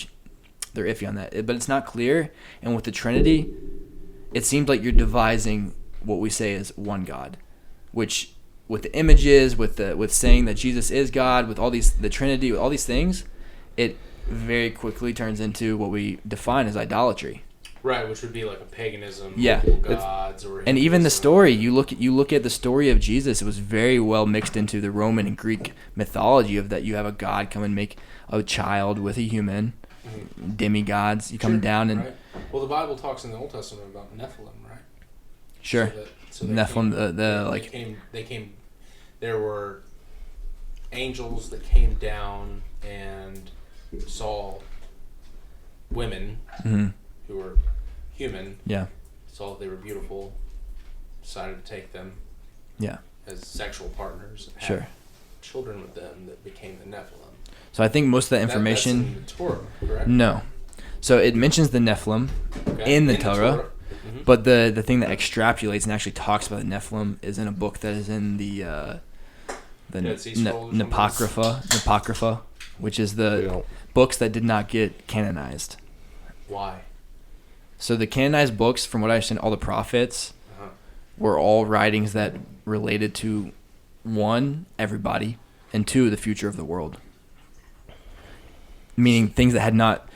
We believe we believe that there were thousands and thousands and thousands of prophets. There were thousands of prophets. There were lots of prophecy. People would go. Imagine this. People would go to a prophet and say, "What is my purpose in life? Who am I? What am I here to do?" And the prophet would tell them who they were and what they were here to do. Why isn't this stuff happening now? This is just a random question. No, keep going, dude. Keep going. Why is it that all of these things happened back then and don't happen now? Okay. So back in the era of the Second Temple, talking like 200 Common Era, idolatry, as we understand it, was rampant. Right now, I mentioned idolatry, and we read about idolatry. It's just all throughout the Old Testament. What are they talking about? Can you imagine bowing down to a statue? Can you imagine sacrificing your child to a god of stone or of... I think it's a lack of understanding. I think it's a lack of understanding, but realizing that there's something. There is a deity. What is it? What are we supposed to do? We probably should be worshiping it. How do we do that? Do we sacrifice our children Yeah. to it? It's man's way of trying to figure out what the hell is going on. Yep. So, or was it they actually had power that they don't have now? Maybe. Yeah, that's what I'm saying. Like, why is it that when you read these ancient texts, Exactly. that there were so many people that had or seemed to have Yeah. this incredible power, whether Yep. it be prophecy or miracles or... Can I chime in? Well, I don't even really know I'm where about to nail it. Yeah. you are. Yeah. Oh, okay. Well, I just wanted to say with that, it's pretty interesting that you look at, and like you were saying, I came into it a little late. All ancient civilizations seem to have some kind of better understanding and connection spiritually, or at least magically, whatever that may be, spiritually, whatever it was, to the earth. There are circles where it is still happening. Yes, but not when we say idolatry now. People like to say like, oh, money and cars and your job and your this and that. Those are the idols of modern day. Sure. Okay, but what is it that there was a power over people to actually bend Something down had to idols? be working, right? Exactly. Something they were doing. Exactly. Was And so giving your them question, some sort of something. You know what this began with? You asked me. You said, so why are we not getting like prophecy today? There's the answer. So we have recorded in Jewish history that back in the time of the Second Temple, that the men of the Great Assembly, who were the leaders of the Jewish people, went and they all prayed to God and they said, God, take away idolatry. This power of idolatry is insanely strong, and it was acting on all man. Like any of us would be walking at the door right now to go bend down to some statue. And you're thinking, how? Well, if that statue was giving me some sort of power. Exactly, they were. Sure. And that's the thing is when they prayed and That's said, the thing. I don't think ancient people were dumb. no, they prayed and what happened was God took away idolatry. But we have a principle that if we're going on the basis of free will, that every man always has the opportunity to do both equally good or equally bad. That means if you take away the bad, you have to take away the power of good. You have to even the playing field of good and evil. Meaning, what was the equal power of idolatry? Prophecy. If there's a power in the world that can make your statue you're bending down to make your crops grow, then we have to take away the power of prophecy, which was God communicating directly with the people of Israel. And not only that, there were people not just in Israel that were having prophecy. It wasn't just Jews. And so that's what we were looking at, is that there's always a playing field of, I have the ability to both choose right now evil or good. Which means God has to give power to the bad in order to give you the playing field to actually choose. If there's only the opportunity to do good, you're going to do good. That's what we say angels are. Angels have complete revelation of God. They have no free will. They know God. They know the value of serving Him. So there's no, am I going to do this? Am I going to do that? We have the confusion to say, I saw this guy just drop a $20 bill. I could pocket it and go get, Starbucks. Or I could go tell him, hey, dude, you dropped a $20. Why do we have a sense of knowing what is right and what is wrong? Because you can take an individual who's not Jewish, didn't grow up Christian, didn't grow up in any religion, and they know that if they take that money, it's wrong. Yeah. Why? Why? You got confusing towards Why is that inherent? Why is that something that's where it's not? That's where it is though. It is now. The person will take it. You're talking from a position of now. Regardless of the time, it doesn't matter what time it's in. You take that person's There was money. a society. You don't want someone else to take your money. There's no proof. There's no proof of what you're saying, because there's a society that wrote into its philosophical text that we quote to this day as being the foundation of democracy and philosophy and high goodness and morals and ethics. Those same people are writing that it's okay to kill children if they X, Y, Z. If you don't have to provide, or to have sex with little boys. Oh yeah, we didn't even mention this. Roman Greek, the highest form of sex was with a 10-year-old boy whom you became a mentor to. Seemed to carry over into the Catholic Church. Yeah. Look, that's what happens when you say to be holy you have to outlaw sex. Let me scrutinize Judaism for a second. Okay. And say that there are priests who perform circumcision with their mouth. No, they don't perform. That'd be like, tying a cherry stem into a knot. That's pretty difficult, man. I don't know if you ever tried to perform a circumcision with your teeth. You ever tried circumcision on a baby's penis? I'm just saying, like that. No, so I've never been there. I haven't seen a priest or. No, so they don't perform a circumcision with their mouth. What I do know that you're talking about, which I've not witnessed or read about or know anything about, except what I kind of understand. Maybe it's abandoned now. Which is that when you perform a circumcision, there has to be blood let from both the head and from the shaft. And there's times when if there's no blood, I believe there's instances where in order for it to be final, there has to be a drawing of blood. If no blood comes forth, then there's an issue. And so I believe there is an instance in which there's some sort of... How the fuck are you going to cut that shit off and not be any blood? Dude, I don't know. Bruh. I don't know anything about this practice. I've never witnessed a circumcision. I'll tell you, when I went to Israel, I had a rabbi, since I had You had a rabbi circumcise you. No. But kind of... Yeah, that's a bad experience I don't want to talk about online. Yeah, bring it up. No, so I had a medical circumcision, like most Americans. And when I went to Israel and I wanted to choose a new name because I wasn't connected, they were calling me Michael, which is my first name, Michael Riley Pope, Michael. Mm-hmm. And I didn't like it, didn't connect to it. I wanted to choose another name. When I finally decided my name, they told me you also should have since you didn't have an actual bris, which is a circumcision done by a rabbi, there's a thing we do in which we draw blood from both the head and from the shaft. And so my rabbi, who is a moil, who is someone who's certified to do these things, does this little thing where it draws blood from both the head and the shaft. And I'll tell you, did it from the shaft, no blood. First time, did it again, no blood. Third time, did it again, finally blood with barely any. He's like dabbing to make sure that blood comes forth. His whole thing is like blood has to come forth. Why? All I know is that Jews are dealing with a spiritual reality. We're not just like picking up some like... Do you think it's just cultural from the last... But you said that you believe that God spoke at Sinai. Your question is on what happened, what developed from there. I'm saying that I don't necessarily disagree with it. I'm not saying that I... Well, what happened from there? Okay, it's fine. Yeah. Fine. I can accept that as a possibility. Mm-hmm. But in that moment, was the circumcision thing brought up? All of it. Moses spent 40 days on Mount Sinai, came down with the tablets. Jews were over there worshiping a golden calf, which the Medrash, which is part of Oral Torah, says this wasn't like some golden calf like stiff, and they also didn't think it was God. They just wanted something to worship. The way the story goes is they miscalculated, and he said he would be back in 40 days.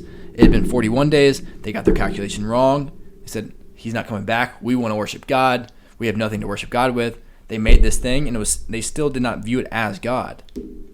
It was just It was a but we actually say this golden calf was actually walking around eating grass. Like, that's what I'm saying. These things, like, we're talking about a completely different... I don't believe that, Riley. Yeah, but how can you believe... What do you believe, though? How can you believe in what aliens? Happened? How can you believe in aliens and not believe... Hold on. A golden calf walking around? Which one's crazier? Now, let me say this. No, let me say this. I want you to go to New Orleans. No, Riley. Let me give you 5 seconds to talk. Black voodoo magic person and let them go do something crazy, and you'll say, "What just happened?" Dude, it still happens. There's witchcraft, there's wizardry, there's esoteric and exoteric things that are true and aren't true, and we can get on that, and it's completely different than religion. But here's the thing is,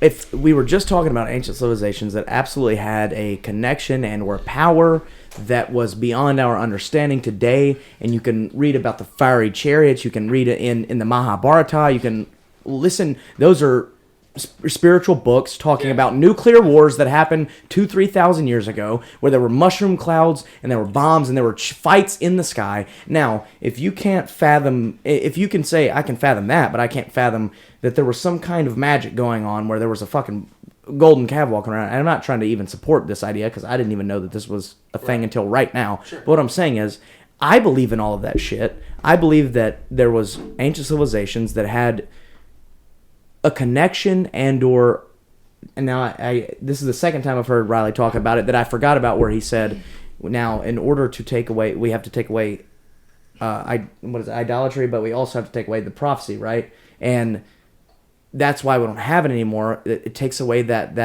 why would you take it? Why? But hold on, so there was the balance. There was the balance. There was the give and the take. Well, the balance was already there. No. Because there was both. Yeah, So but hold on. exactly. They prayed to take away. Idolatry was so strong. It was convincing so many people that they prayed that God take it away. So he took away. This what would would prove his existence or idolatry. No. The Prophecy. Oh, but then it's not on our own merit, right? If he takes away idolatry but leaves prophecy, well, now obviously humanity is going to slide in the direction of God. Isn't that what he would want? And Then that is a question that I agree with you on. Of course, but like I said, God wants to bestow the ultimate good. And we're saying the ultimate good is that which we have been a part of partaking in.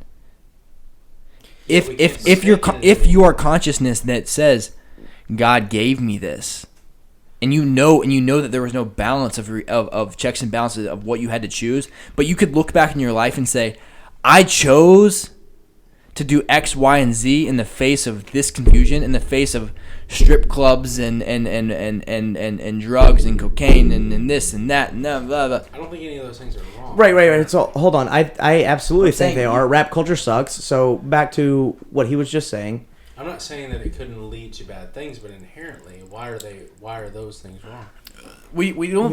I feel like we never finish like one top. I know. We always end up rolling. into something else. I But main apologize. thing I being don't is mean to do that look, God wants to bestow good upon. The principle of Judaism is God wants to bestow goodness upon every single human being. Then why doesn't he do it? He's perfect. Because if right now you could create a being and you said, I want to give you the most ultimate experience ever. It would lead back to what the Christians believe, in that he's doing this for his glory. What is that? No, he's doing it for your ability to partake and receive good.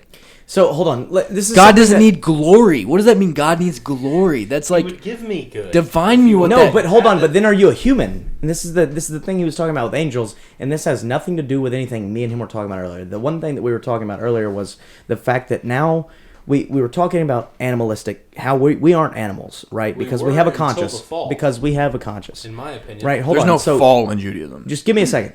Okay, well, okay, all right. Just give me 1 second. Go This is ahead. all I wanted I'll to get back say, and we can get back to that in here in a second. But You've been quiet, Jason. Jason's trying to go to bed. I know, it's late for him. Going 3 hours. Guess what? It's a good 3 hours. All right, you're not going to get this chance again. Riley could go die from a Pakistani or whatever it is.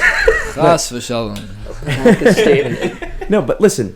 They're What I was pretty saying far away. earlier, and I've kind of already lost my train of thought, but you're not a human if you are following something blindly without any choice, right? That's what makes us human. Our choices make us human. Look at me when I speak to you, please. I'm listening. You know what I'm saying, though? Yeah. Do you agree with that? Yes. Right. So if there was all good in the world, and this is what I'm trying to relate it to now, because this is not even what we were talking about.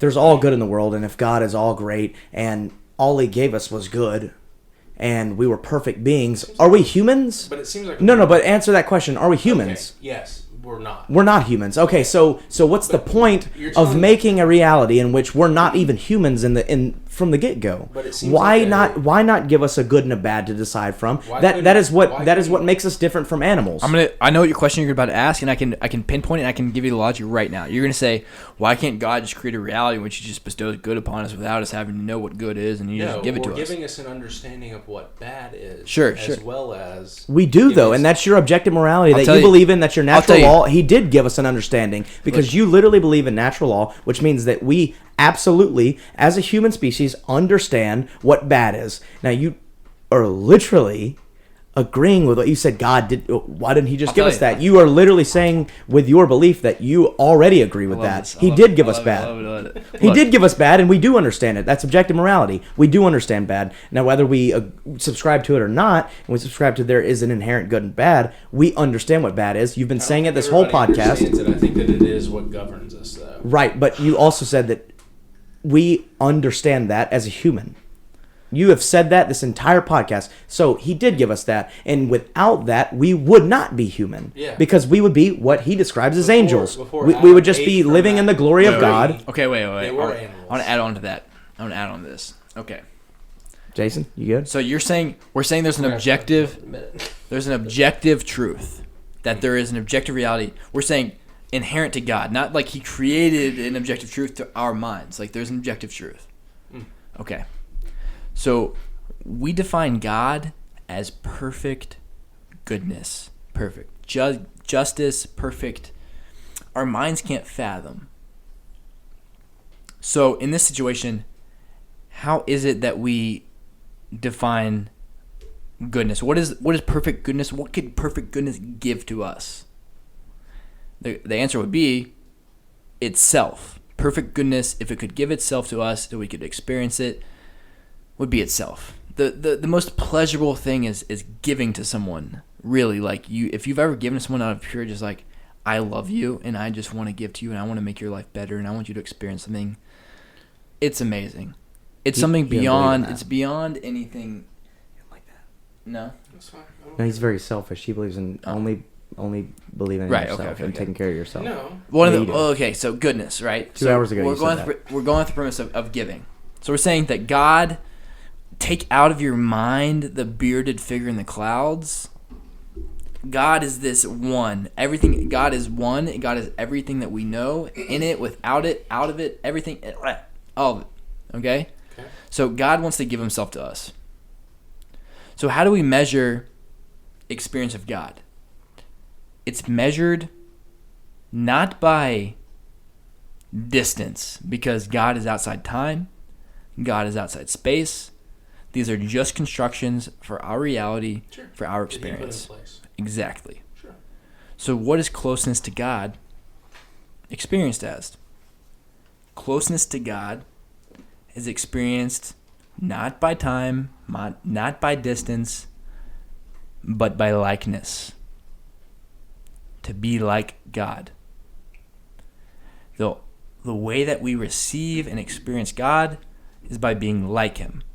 The more different you are from Him, the more apart and separate you are from Him.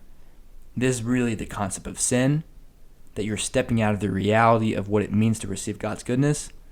Not that you're making God angry, but you're stepping out of the reality in which you're able to receive God's blessing. So when you step out of this reality and enabled to receive God's blessing, you can no longer receive. Yeah. And so you're going to receive punishment. Kind of. Still goes back to what I believe. I mean, I'm with you. So we're still going. I'm circling this all back to why does the reality that we're living have to be like it is? Why does there have to be this free will, this partaking? Is because God knows, and the part of this objective reality that we're talking about is that what we experience in this world, we're experiencing the spiritual reality in its fullness, but on physical terms. Meaning our experience of the bread of shame, of receiving something we didn't deserve, of giving to someone and them feeling bad. The highest source of giving is giving to someone when they, A, don't know that you gave to them, B, that you've given them an opportunity to do for themselves Meaning, I give this person a job opportunity for him to go create a life for himself, and he doesn't even know I'm the one that did it. That's the highest form of giving, right? Because this person has been given the right to dignity, the right to self-determination of creating a life for himself.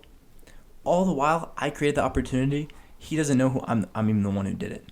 So we say that this experience isn't our ability to experience God's reality in physical terms, to have free will, to interact with it in a level that we can understand, to be given the minds to process, to choose, to direct, all in this, and to create an opportunity for both reward and punishment. Because if it's only a reality in which only good, if I laid before you gold and diamonds and silver and okay, Bitcoin. then you're grabbing the diamond. Sure, materialism. It's always going to lead to. But if you're in a reality where, whoa, that idol can make my crops grow, but also this path, which is built on a faith in a God that I can't see or can't know for sure, but is built on me doing good and me having obligations on myself that restrain the animal inside me. When God gives power to both of those, he's giving every single human being the ability to say, I'm going to go left or I'm going to go right. And not only that, but then the reward and the punishment that you receive is completely and totally based on the decisions you made in this life. That is what we mean when we say perfect justice. Perfect, absolute justice. Every single person in the world has access to heaven. Every single person in the world has a piece of God that's placed inside them. And that when they come into this earth, they do things that are outside of God's will, meaning outside of God's ability to give you goodness because you're acting in line with a reality that does not allow good. But that experience of that was only to give you the ability to be in a reality where you can experience true good. That when we do these things that are outside of God's will, we accumulate a certain gunk that's not conducive to this perfect godliness we have inside us. And so this is where the understanding of Jewish hell called Gehenna comes in. It's not an eternal thing for most people. There's people that are very evil that we say that do have it, but in general, good people that are really trying to do good, and maybe they're confused, and whatever it is. They never even heard about Judaism. They never heard about what we say is the truth. It doesn't matter because God knows with perfect justice every decision that person has made, every opportunity that's been afforded him, every situation he's grown up in, every external, internal influence that's been happened, everything that God provided that person's individual personality makeup with. God knows everything. He is knowledge. He is everything in total everything. And so every single person experiences what we call Gehenna, what we understand as hell, as a cleansing process so that after this experience of reality, we go through a cleansing process, max 11 months, unless you're really bad, like, people that really just like... Yeah. George Floyd. Yeah. There's people that See, I mean, I think Jason and I would say that that's the way we try to live our lives, right? It makes sense off perfect justice, off of... I think it's on the merit. That's not enough. That a sinful being can't fix himself, regardless of how many good things he tries to do. Why not? Why would God create something that has no hope for itself? That I just don't understand. For the glory of himself as a... beyond what we are. He's a perfect being, and we are not, right? You sinned, I've sinned. Yes. So therefore there's a problem. And so the Christian would say that's why Christ is there. That's why there's the New Testament. I'm not saying I believe that, really. He doesn't. I'm saying that Jason and I... We live in a Christian world. ...say that we try to live our lives... This is how we think. ...in a moral way that is what I was claiming is natural law, right? Which seems to kind of line up with what you're saying, right? You're not saying that you have to be a Jew to enter heaven. That if you live a good life, you live according to the moral values of this religion. But God also knows that time that you thought in your head, I could really help this person out, but I'm not feeling it today. It's not about that. I mean, here's the thing, right? Like, at what point are you digging a deeper hole for an individual who won't help himself? We have a commandment not to tell people things they won't hear. If they're not in a position to hear, we Don't should cast pearls before swine, right? That's, I think, in the New Testament. Huh. Yeah, it's the same thing. Like, I get that, right? Like, I'm with you. I'm not saying I don't help people because I believe in natural law. I'm saying that it's the same. Yes, in my actions, I want that to help everyone that I come in contact with. I think Jason would say the same thing. He wants people to see the way that he lives and, in turn, change the way that they live. I can't force them to do it. I can't make them believe what I believe. But I can only hope that they will.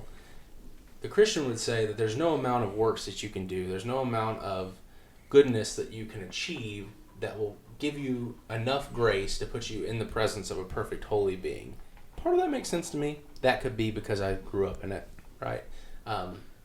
I don't know. All I know now is that I try to live my life in a way that I don't harm any other individuals. Why does that destroy the ability to try? Try what? To try to perfect yourself. That's exactly what I'm trying to do. I'm saying within the Christian thought, I can only what try stops to perfect myself. But I'm saying Christianity, because that will lead to a better life, not only for myself, but everybody that comes in contact with me. The natural that sounds great. That's it. Within Christianity, I'm saying does it not enable people to be complacent with the lives they have? To go take a bath. They go take a bath. They come to church on Sundays, but Monday through Saturday, they do whatever the fuck they want. Yeah, sure. And that's what we see Christianity evolving into. A lot of it is that way. And there's no more obligation. What I would say, though, is like where we came out of, the people we were around did not believe that. Yeah. They did not believe that that's the way you could America used to be conservative. 100 years ago, Christianity was not what it is today. 100 years ago, Christianity was actually conservative, actually had values, actually had morals. And I'll say today, most of modern day Christianity is just an expression of modern day which man. Still boils down to, I don't know what is the truth. Right? What is it that isn't changing? Look at what's not changing, right? Of all of it, the core value of all of it is what you're saying. What's morphing, what's evolving, what's not? What has been the same for the last? That's all. Don't steal. That's been the same forever. That's simple. We got to wrap this up. We do. It's been 3 hours. It was great. Man, next time you're in town, we have to get back together. This has been awesome. Dude, yeah. I want to answer. There's so many. I feel like there's so many things. 3 hours easily. Easy. So, if Bradley will ever figure out how to do a Skype thing, we could do it again. Yeah, that'd be great. We could get you on from over there. I've been down. It'd be fun. Yeah. It'd be easy. Yeah, it would be easy. Got it. It'd be easy. Perfect. All right. Daniel's selfish. Thanks for listening. And a slave to rap culture. Yeah, and a slave to rap culture isn't You are. Pussy money weed. I hate rap. I hate all of it. I hate that so much. Anyways, all right. Bye. Thanks for listening. Great.